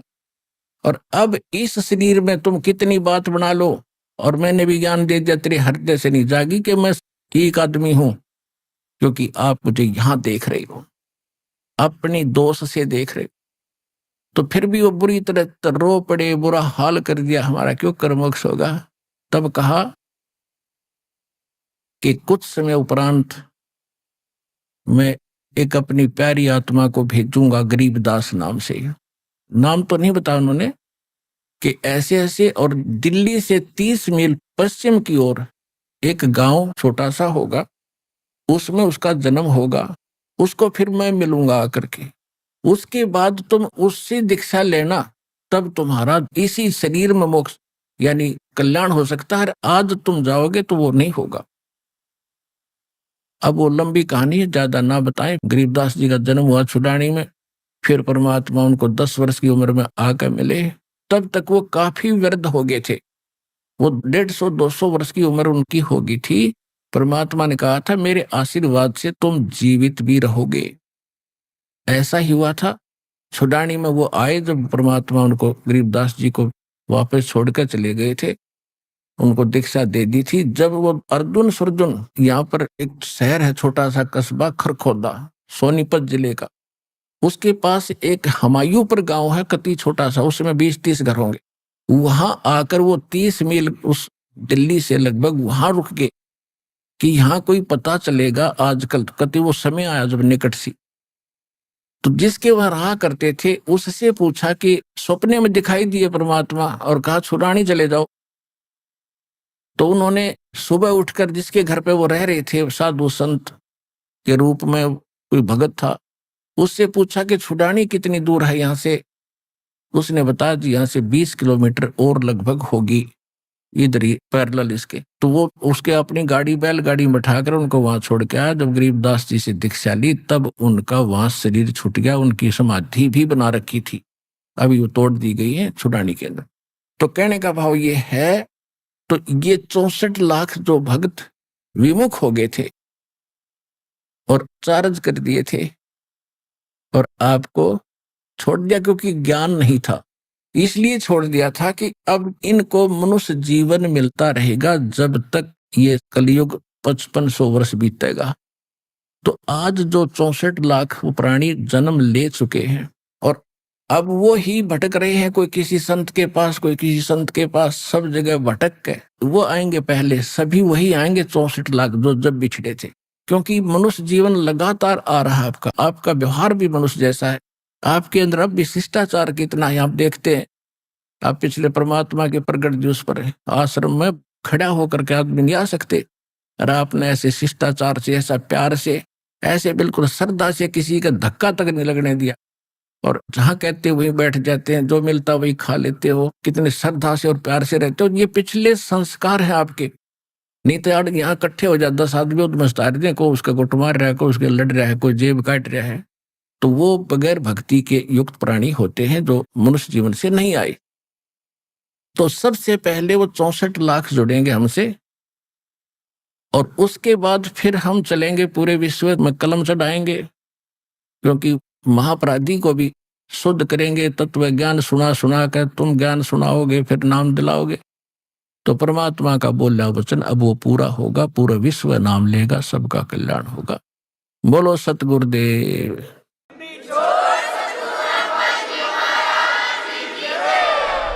परम पिता परमात्मा पूर्ण ब्रह्म सर्व सृष्टि के रचनहार कबीर परमेश्वर जी की असीम रजा से आप सभी पुण्यात्माएं परमात्मा की महिमा सुनने के लिए उपस्थित हुए। सत्संग में आने से मनुष्य जीवन के उद्देश्य की जानकारी होती है। मनुष्य जीवन हमें किस लिए प्राप्त हुआ था, और ये तत्व ज्ञान है जो सत्संग के माध्यम से बताया जाता है। यथार्थ ज्ञान को तत्व ज्ञान कहते हैं, जो सब सदग्रंथों से मेल करता हो, और वो ज्ञान केवल परमात्मा ही बता सकता है, जिसको सत्य ज्ञान हम कह सकते हैं। जीव अपने सतर की कितनी भी चतुरता कर ले, कितनी अटकलबाजी लगा सकता है, लेकिन वो पूर्ण सत्य से परिचित न होने के कारण इनकम्प्लीट ही रहता है। इसलिए पूर्ण परमात्मा स्वयं अपने उस स्थान से यहां चलकर आते हैं, जिस स्थान पर हमें जाने की वो उस तत्व ज्ञान के माध्यम से प्रेरणा करते हैं। यहाँ के दुख को, वहां के सुख को, इन दोनों का भी वो वर्णन करते हैं, दोनों की भिन्नता बताते हैं। तो उस तत्व ज्ञान के अंदर हमें सच्चाई और सत्य ज्ञान का पता चलता है। वो ज्ञान परमात्मा ही बता सकता है, और वो ज्ञान परमात्मा ने चारों युगों में आकर के हमें बताया। लेकिन हम परमात्मा को ना पहचान सके, क्योंकि हम सदग्रंथों से परिचित नहीं थे। हमने कुछ ऐसे व्यक्तियों पर विश्वास किया जो हमारे सदग्रंथों से, वेदों, गीता, पुराण आदि से वो स्वयं अपरिचित थे। दूसरे शब्दों में कहें कि वो अध्यात्म ज्ञान नेत्रहीन अंधे थे। सभी सदग्रंथों को कंठस्थ भी याद कर लेते थे। उसका सारांश क्या है, वो सदग्रंथ हमें संदेश क्या दे रहा है, इसका उनको कतई ज्ञान नहीं था। उसके विषय में परमात्मा जब भी आए हैं ये बताया करते थे कि जो तुम्हारे धर्म गुरु हैं, ये तुम्हें विद्वान अवश्य नजर आते हैं, पूरे जानकार नजर आते हैं, पर ये पूर्ण रूप से अज्ञानी है। इनकी तत्व ज्ञान रूपी आंखों को मोतिया बंद हो चुका है। लेकिन उस समय ऐसा था जब परमात्मा सन 1398 से सन 1518 तक 120 वर्ष इस पृथ्वी पर रहे, हमें ज्ञान देते रहे, प्रमाण देते रहे।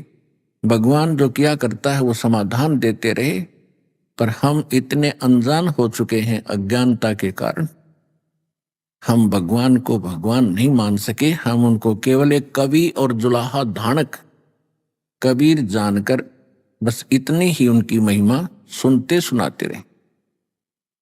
उस परमेश्वर ने 600 वर्ष पहले कहा था,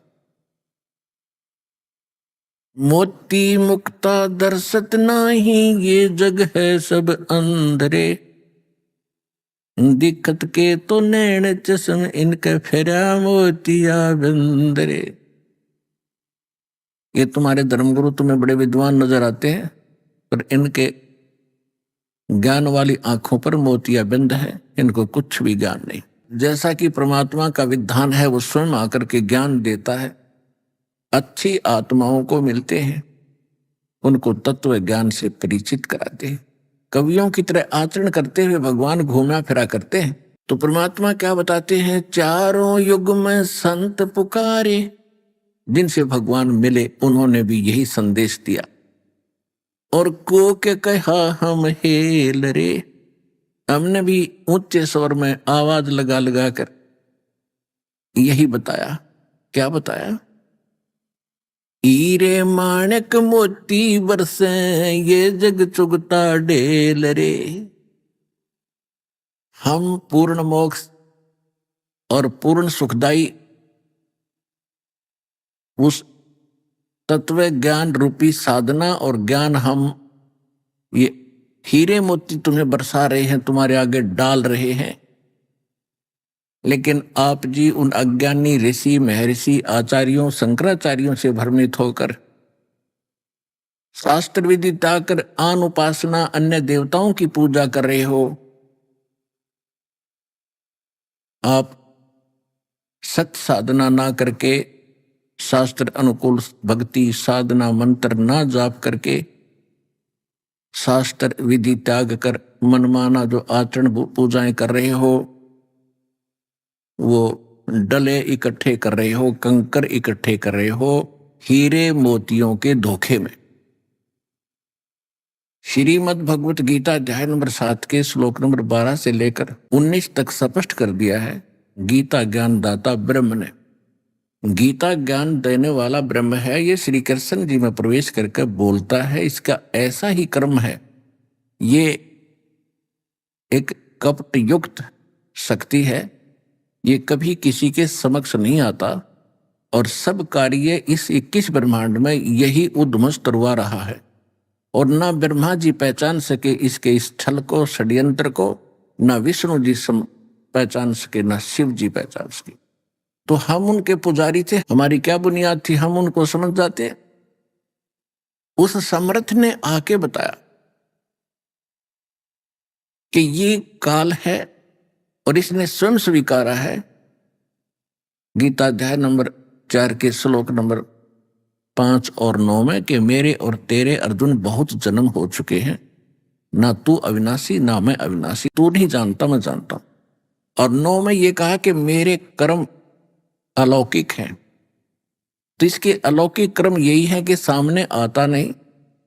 7वें अध्याय के 24-25 श्लोक में कहा गीता में कि मैं अपनी योग माया से छुपा रहता हूं, मैं कभी किसी के समक्ष नहीं आता। ये मेरा अटल घटिया नियम है, अनुत्तम नियम है। और ये मूर्ख लोग जो सामने खड़े हैं, मुझ अव्यक्तम कि मैं कभी किसी के सामने नहीं आता, अव्यक्त रहता हूं। माम अव्यक्तम व्यक्तिम आपनम मनन्ते अबुधा। ये बिना बुद्धि के लोग मैं कभी व्यक्ति रूप में नहीं किसी के समक्ष आता, अपने वास्तविक रूप में। और ये मुझे कृष्ण रूप में व्यक्ति मान रहे होंगे, मैं बोल रहा हूं, मैं कृष्ण नहीं हूं। तो इस प्रकार ये ऐसे कर्म करता है। तो श्री कृष्ण जी में प्रवेश करके इसने वो गीता का ज्ञान बोला। जैसे विष्णु पुराण में आप जी को दास ने बहुत बार प्रमाण दिखाए हैं कि एक बार देवताओं और राक्षसों का युद्ध हो गया, राक्षस जीत गए, देवता भाग गए मैदान छोड़ के। फिर उन्होंने कहीं समुद्र के किनारे जाकर इकट्ठे होकर स्तुति करी विष्णु भगवान की। विष्णु के रूप में ये काल प्रकट होकर कहने लगा कि तुम ससाद के पुत्र पुरंजय नामक एक क्षत्रिय है, सूरवीर, उसको युद्ध के लिए तैयार करो, मैं उसके शरीर में प्रवेश करूंगा और फिर राक्षसों का नाश कर दूंगा। और ऐसा ही हुआ। इसी प्रकार एक बार गंधर्वों ने नाग गोत्र वाले व्यक्तियों की सारी प्रभुता छीन ली, सारे उनके रतन लाल छीन लिए, सब पद छीन लिए, उनको भगा दिया, वहां से देश निकाला दे दिया। उन्होंने स्तुति करी विष्णु भगवान की, ये काल प्रकट हो गया विष्णु जी के रूप में। तो उसने कहा कि आप जाकर के एक प्रकुष्ठ नामक अक्षत्रिय राजा है और उसको युद्ध के लिए तैयार करो और उनको ललकारो फिर गंधर्व को। ऐसा ही किया गया। इसने कहा कि मैं उस प्रकुष्ठ के शरीर में प्रवेश करके उनको मार दूंगा। ऐसा ही हुआ। तो ये ऐसा ही करता है, ये स्वयं सामने नहीं आता। इसने जो जुल्म करना और कराना है, जिसके पक्ष में खड़ा हो जाता उसको उसकी हेल्प करने के लिए ऐसे गुप्त कार्य करता। तो यहां श्री कृष्ण जी नीचा रहे थे महाभारत का युद्ध हो, बिल्कुल यहां तक निर्णय ले लिया था उस महात्मा ने कि मैं युद्ध भी नहीं करूंगा, मैं हथियार भी नहीं उठाऊंगा, एक तरफ मैं अकेला हूंगा, एक तरफ मेरी सेना होगी, बांट लो आधा आधा। तो पांडवों ने शर्म के मारे श्री कृष्ण जी सिलेक्ट करना पड़ा, क्योंकि वो उसके नाती थे, रिश्तेदार थे। और फिर युद्ध जब स्टार्ट होने वाला था, अर्जुन मना कर रहा है, और पहले श्री कृष्ण 3 बार गए उनको युद्ध के होने वाली हानि से परिचित कराने के लिए और शांति स्थापना करने के लिए, पर नहीं माने। और अब अर्जुन मना कर रहा है कि मैं तो भीख मांग कर खा लेंगे, पर चाचे ताऊ भाई बहनों ये बच्चों को नहीं मारेंगे हम। लेकिन वहां उसी समय काल प्रवेश कर गया श्री कृष्ण जी के अंदर, क्योंकि इसने युद्ध नाश करवाना था, और ऐसा ही हुआ। तो कहने का भाव यह है कि श्री कृष्ण जी में प्रवेश करके ये काल, ये ब्रह्म, सरपुरुष भी इसको कहते हैं। गीता अध्याय नंबर 15 के श्लोक 16 और 17 में 3 पुरुष बताए। एक सरपुरुष ये काल है, ब्रह्म है। अक्षर पुरुष ये परब्रह्म है, इस ब्रह्म से नेक्स्ट दूसरा, उसको अक्षर पुरुष भी कहते हैं, उसको परब्रह्म भी कहते हैं। ये ब्रह्म जो है ये 21 ब्रह्मांड का मालिक है। परब्रह्म जो अक्षर पुरुष है वो 7 संग ब्रह्मांड का स्वामी है, मालिक है, भगवान है, प्रभु है। और गीता अध्याय नंबर 15 के श्लोक नंबर 16 में तो 2 पुरुष बता दिए, सरपुरुष और अक्षर पुरुष। ये तो दोनों की स्थिति आपको बता दी, और ये नासवान है दोनों, और इनके अंतर्गत जितने प्राणी हैं वो भी जन्म मृत्यु के अंदर ही रहते हैं। इसलिए गीता अध्याय नंबर 15 के श्लोक नंबर 17 में तुरंत कहा है कि उत्तम पुरुष तो अन्य परमात्मा इति उदाहरते, वो श्रेष्ठ परमात्मा तो इन दोनों से, सरपुरुष और अक्षर पुरुष से कोई और है। और जिसको परमात्मा कहा जाता है, उत्तम पुरुष तो अन्य परमात्मा इति उदाहरते, ये लोग त्रिम अविश्य विवर्ती अवैश्वर, जो तीनों लोकों में प्रवेश करके यानी सबका धारण पोषण करने वाला संसार रूपी वृक्ष की मूल जड़ वही परमात्मा है, जो इन दोनों से भिन्न है। वो वास्तव में पुरुषोत्तम है, वो वास्तव में अविनाशी है, और वो सबका धारण पोषण करता है, वो सबका दाता है। गीता अध्याय नंबर 15 के श्लोक नंबर 18 में श्रद्धालु भ्रमित ना हो जाएं कि उसमें इसने कहा कि मैं लोक वेद में पुरुषोत्तम प्रसिद्ध हूं, क्योंकि मेरे अंतर्गत जितने भी प्राणी हैं उनसे मैं उत्तम हूं, उनसे तगड़ा हूं, ताकतवर हूं, उनकी सबकी बागडोर मेरे हाथ में है। इसलिए मैं लोक वेद के आधार से पुरुषोत्तम प्रसिद्ध हो गया। मैं पुरुषोत्तम नहीं हूं, क्योंकि पुरुषोत्तमता 15वें अध्याय के 17वें श्लोक में स्पष्ट कर दिया कि वो है पुरुषोत्तम, वही वास्तव में अविनाशी है, और वही वास्तव में परमात्मा कहलाने योग्य है। लोकवेद क्या होता है? अज्ञान, अक्षेत्रीय ज्ञान, जो किसी क्षेत्र में किसी देव की महिमा हो जाती है उसी को सुप्रीम मानकर आधारित हो जाते हैं। जैसे ये दास पहले हनुमान, श्री राम, श्री कृष्ण जी के पुजारी था, बाबा श्याम जी आदि के पुजारी थे। ये था लोकवेद के आधार से हम इनको सुप्रीम पावर मान रहे थे, श्री राम और श्री कृष्ण, विष्णु जी को और शंकर जी को, और इनकी कोई माता पिता नहीं, यह जन्मा है, ऐसे हमने लोकवेद सुन रखा था। अब सच्चाई का पता चला कि ये खुद कहते हैं श्रीमद देवी भागवत यानी देवी पुराण के 3रे स्कंद में 123 पृष्ठ पर, जो गीता प्रेस गोरखपुर से प्रकाशित है, सचित्र मोटा टाइप में, खुद विष्णु जी स्वीकार करते हैं कि तुम शुद्ध स्वरूपा हो। अपनी मां दुर्गा की स्तुति कर रही है, तुम शुद्ध स्वरूपा हो, यह सारा संसार आपसे उद्भासित हो रहा है। मैं और ब्रह्मा और विष्णु आपकी कृपा से ही हम विद्यमान हैं। हमारा आविर्भाव माने जन्म, तिरोभाव माने मृत्यु होता है, हम अविनाशी नहीं।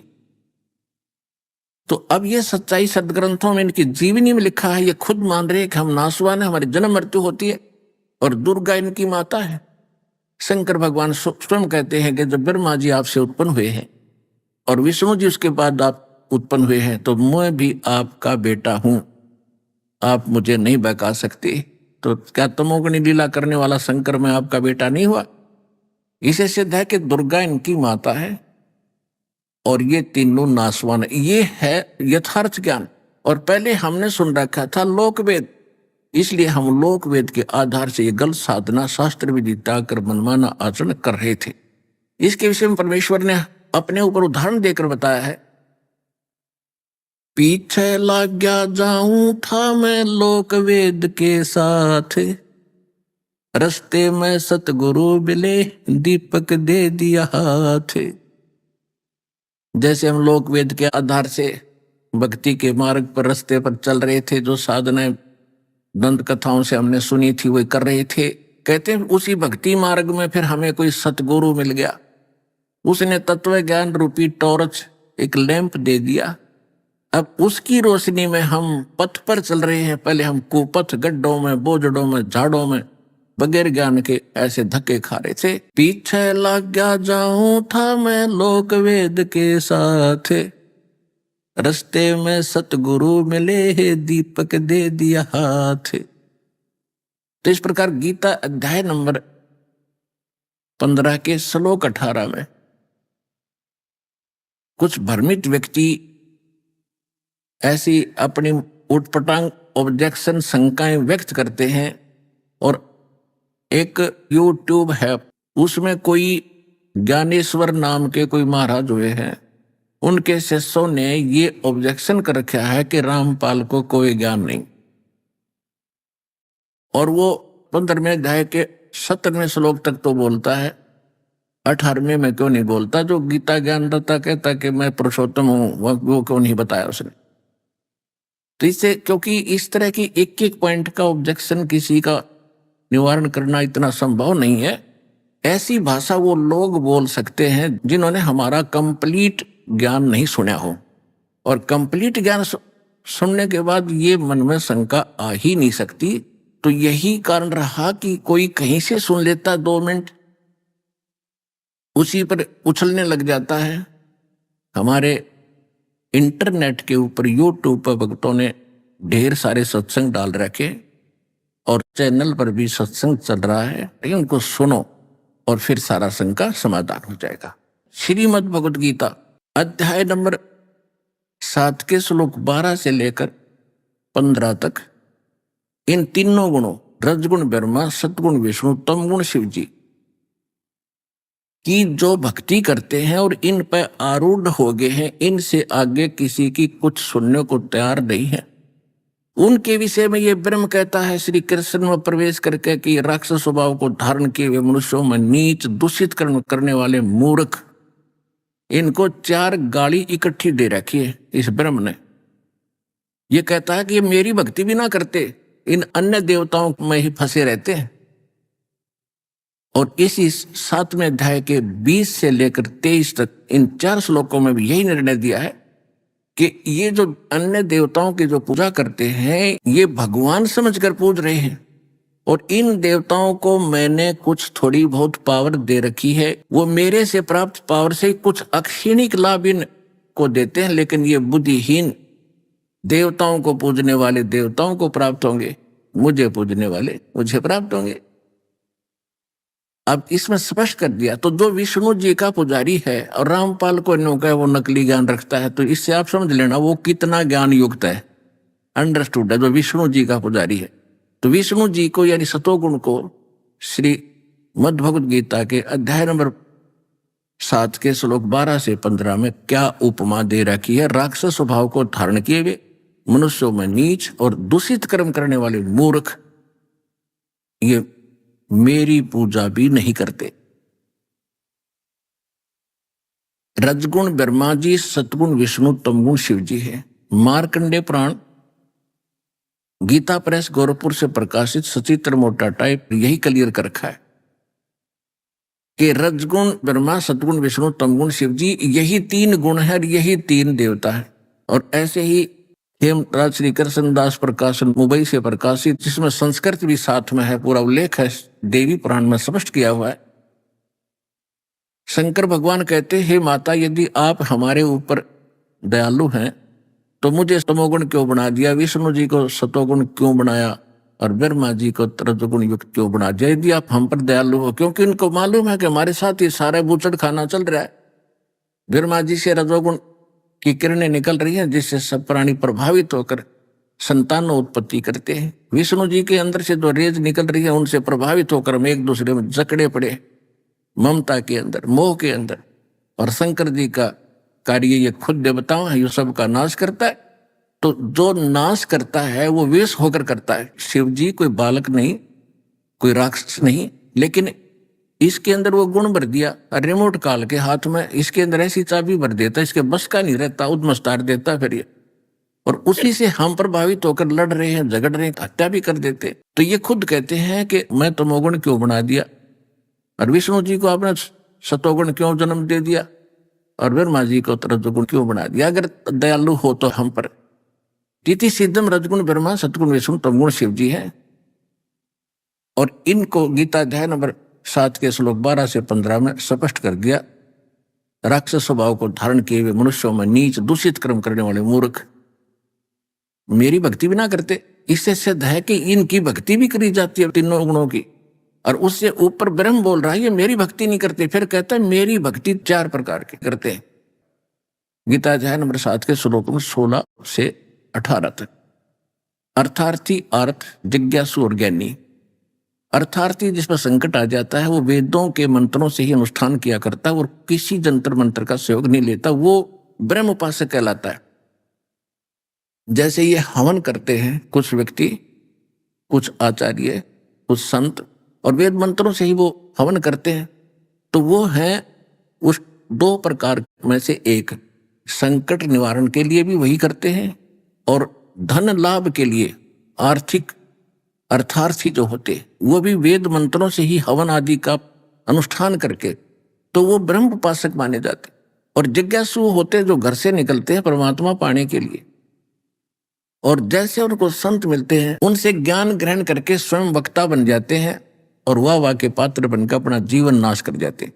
तो ये 3 प्रकार के साधक जो ब्रह्म के साधक है, जो वो ब्रह्मा विष्णु महेश की पूजा नहीं करते, लेकिन वो इनकम्प्लीट है उनका उद्देश्य, तो तीनों को रिजेक्ट कर दिया। चौथा ज्ञानी कहा ये बहुत अच्छी आत्मा है। ज्ञानी वो होता जिसको ये पता लग गया कि मनुष्य जीवन बार बार नहीं मिलेगा, और मनुष्य जीवन प्राप्त करके केवल एक उद्देश्य होता, आत्म कल्याण हो। आत्म कल्याण अन्य देवताओं की पूजा ब्रह्मा विष्णु महेश से नहीं होगा, ये ज्ञानी को पता लग जाता है। उसको ये पता लग जाता है पूर्ण परमात्मा की एक भक्ति से ही मोक्ष होगा। तो गीता ज्ञानदाता 7वें अध्याय के 16 से 18 श्लोक में ये कहता है ये ज्ञानी आत्मा है तो नेक, यानी समर्पित है मेरे ऊपर। ब्रह्म को फाइनल मान लिया इन्होंने गलती से, क्योंकि इनको वो तत्वदर्शी संत नहीं मिला। कौन सा? जो यजुर्वेद अध्याय नंबर 40 के मंत्र 10 में कहा है वेद ज्ञान दाता यही है ब्रह्म।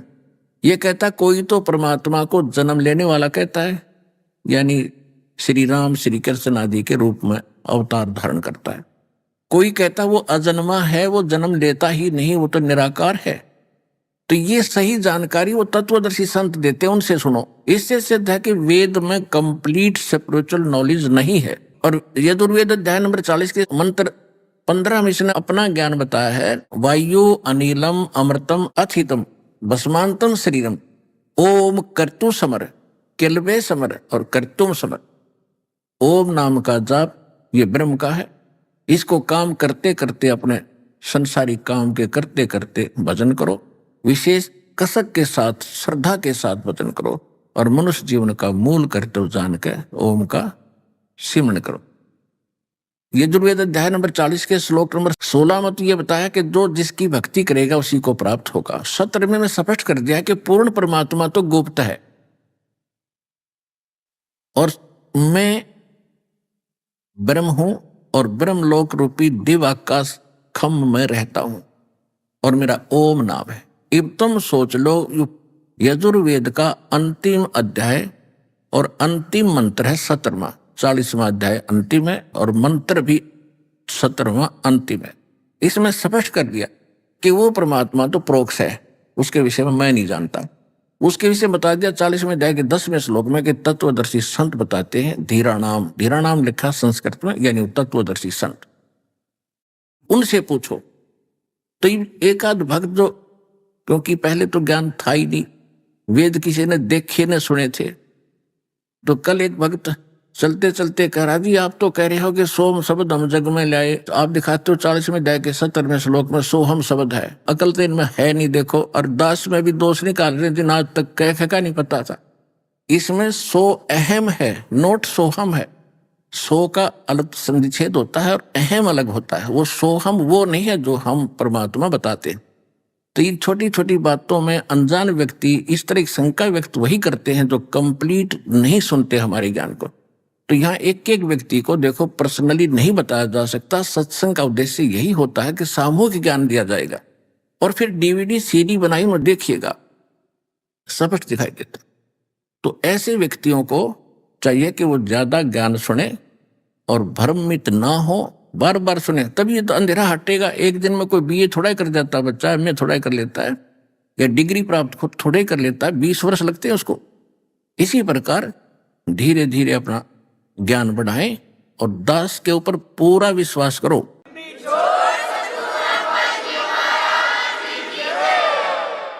ये कोई कहने मात्र से नहीं, क्योंकि आप दूध के जले हुए हो, दास मानता है। और अब लस्सी को भी फूंक मारना अनिवार्य हो गया, स्वभाव बन गया आपका। लेकिन दास ऐसी शंका छोड़ेगा नहीं कि आपने फूंक मारनी पड़ेगी। कति क्लियर दिखा दूंगा, ये दूध है और ये पानी है, सामने स्पष्ट कर दिया। फिर उसका कारण यही रहेगा, कम सुनने से आप ना जान पाते, इसलिए शंका हो सकती है। तो दास का यही उद्देश्य था कि जो परमात्मा है और उस परमात्मा को परमात्मा कहने जा रहा है, ऐसे कोई नहीं मानेगा कि काशी में वो धानक जुलाहा भगवान है।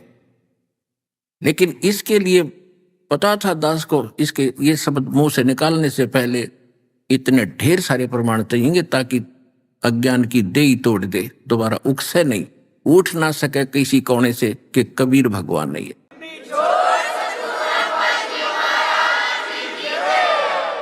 तो परमात्मा ने वो ढेर सारे प्रमाण दे दिए, एक एक बिंदु पर 6 प्रमाणित कर दिया, वेद से प्रमाणित कर दिया, परमात्मा की लीला से प्रमाणित कर दिया।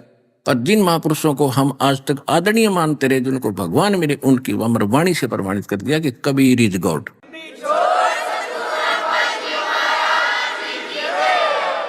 ये दास फिर कह रहा है कि जो आगे दास बोलेगा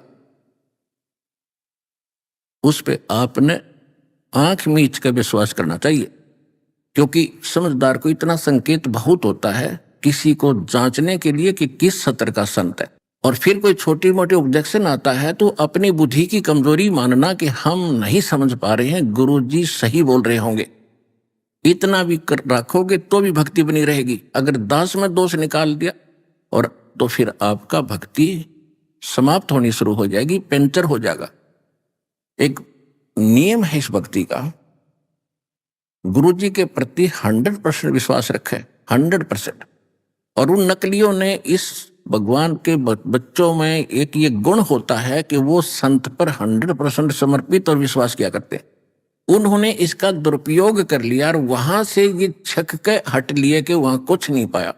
तो फिर काल ने तो यही करना था कि जब सही ठिकाने जागा वहां भी ये फिर एक बकवादों से भर जाएगा, इसको विश्वास होगा ही नहीं जल्दी सी, और ये फिर अपने कर्म बिगाड़ता रहेगा, अंदर कुछ खरपतवार पैदा करके। उस गुरु के प्रति नाम लेने से पहले दास आपको इतना ढेर सारा ज्ञान देता है, उसको सुनकर कति फाइनल होकर तब दास से दीक्षा लो।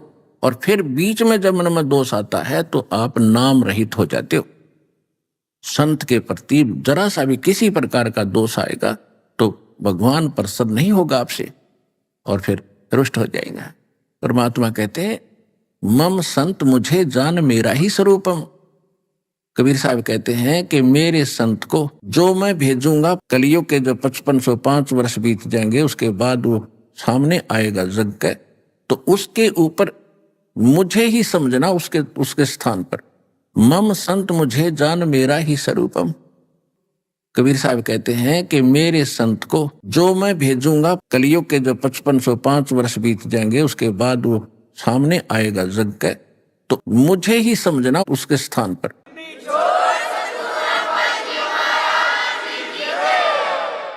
मम संत मुझे जान मेरा ही स्वरूपम। अभी आपने सुने संत रामपाल जी महाराज के मंगल प्रवचन।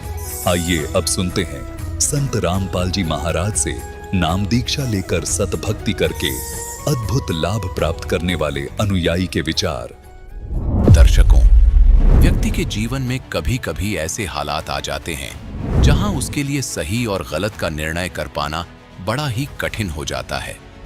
एक ऐसी ही कहानी है जौनपुर उत्तर प्रदेश के रामजी मौर्य की, जो हिंदू धर्म में प्रचलित सभी साधनाओं के साथ साथ मदनपति पंथ में बताई जाने वाली साधनाएं भी करते थे। परंतु ऐसा क्या हुआ जो इन्होंने मदनपति पंथ की सभी साधनाओं को त्याग कर संत रामपाल जी महाराज की शरण ग्रहण कर ली। आइए सुनते हैं राम जी की अद्भुत कहानी उन्हीं की जुबानी। नमस्कार सर। सत साहिब। सर क्या नाम है आपका? रामजी मौर्य। सर कहाँ से हैं आप? ग्राम रानीपुर, तहसील मड़ियाहू, जिला जौनपुर, यूपी। सर संत रामपाल जी महाराज से नाम दीक्षा आपने कब ली? 1 मई 2014। सर संत रामपाल जी महाराज से नाम दीक्षा लेने से पहले आप क्या भक्ति साधनाएं करते थे? सर जी, समाज में जो फैली ये साधनाएं हैं, जो भक्ति मार्ग है, इसी अनुसार चलते थे। और जो मतलब कि दुख था, दुख के कारण जो है कि अनेक संतों के पास जो बताए मार्ग उसके अनुसार चलते थे। जैसे सत्य साईं बाबा हैं और जो है कि अन्य जो हमारे यहाँ जोशी हैं, तमाम जानकार लोग हैं, इनसे संपर्क में जाता था अपने दुख के निवारण के लिए, लेकिन कहीं दुख का निवारण नहीं होता था। इस नाते जो है मैं मतलब कि विश्वास हट गया था, इधर से आध्यात्मिक मार्ग से लाभ नहीं मिल रहा था, तो मैं बौद्धिस्ट हो गया था नास्तिक तौर पे। तो बौद्ध धर्म से भी जुटा रहा काफ़ी दिन। फिर उसके बाद घर परिवार में काफ़ी मतलब विवाद और ज़मीन से विवाद को उलझ गए, जिसमें काफ़ी डिस्टर्ब हो गए। उसी कारण जो है कि हम जो है कि इतना मतलब फ्रस्ट्रेट हो गए थे कि हम जो है कि ऐसे बाहर चले गए, जो है कि बॉम्बे, मतलब कि वहाँ कुछ करने धरने या मतलब अपने आप को सेट करने के लिए। तो वहाँ मैं गया तो हमारे एक रिलेशन के लोग थे, उनके यहाँ मैं पहुँचा तो उनकी एक पुस्तक रखी थी, भक्ति सौदागर का संदेश। उसके बाद फिर वहाँ से मैं पुस्तक जब पढ़ा तो मुझे लगा कि उसमें इतना अद्भुत ज्ञान और ऐसा ज्ञान जो उसमें ये हो रहा है, उसमें लिखा है कि कबीर साहब परमात्मा है। तो इस बात को लेके मैं बड़ा जो है कि हमारे अंदर जिज्ञासा बनी, करी आज तक तो ऐसा ज्ञान किसी ने बताया नहीं कि कबीर साहब परमात्मा है। ये तो हाई स्कूल इंटर में निबंध लिखा जाता था, लेकिन कबीर साहब परमात्मा आज तक तो बताया ही नहीं गया। तो इस बिंदु पे हमें काफ़ी जानकारी तो मिली और उसमें काफ़ी अच्छा ज्ञान समझ में आया, लेकिन फिर लगा कि जो हमारे यहाँ कबीर पंथी हैं, जो हमारे आसपास लोग हैं, क्या ये भी तो परमात्मा के भक्त हैं। तो इसलिए मैं उस पुस्तक को पढ़ के इतना तो समझ गया था कि कबीर साहब भी पूर्ण परमात्मा हैं, ये समझ में आ गया था। और उसमें जितनी बातें लिखी थी उस ज्ञान आधार पे, उसको भी मन में था कि इसको मिलाऊंगा, देखूंगा कि सत्य क्या है। तो ये 2009 का बात था, 2010 में। उसके बाद मैं बॉम्बे से घर आया। फिर जब यहाँ आया तो यहाँ जो है कि हम जो हमारे यहाँ कबीर पंथी, ये जो मदनपति पंथ है, ये जो हमारे यहाँ जो कि इनका मूल आश्रम है, मतलब कि जौनपुर ज़िले में बड़ैया गद्दी है, यहीं से पूरे भारत में इनका संचालन है। इनके बहुत छोटे छोटे बड़े आश्रम हैं। तो मैं यहाँ के जो संत लोग रहते थे, साधु लोग मदन पंथ के, इनसे मिलना, इनसे जुलना, फिर इनके पास जाना, इनके सत्संग में जाना, हर महीने सत्संग होना, जहाँ भी जो सत्संग होता था इनके पास जाना, मिलना, इनसे बात करना कि वास्तव में परमात्मा कबीर साहब हैं, तो थोड़ा हमें बताइए, हमारा दुख कष्ट दूर हो। तो इस विषय पर मैं उनसे जब कहता था कि मैं परमात्मा कबीर साहब के रूप में मुझे पता चला है, ऐसा ज्ञान मिला है, तो लोग कहते थे कि भाई देखिए, वो संत हैं, वो सदगुरु परमात्मा के अवतार हैं, वो संत रूप में मतलब कि कबीर साहब सदगुरु हैं।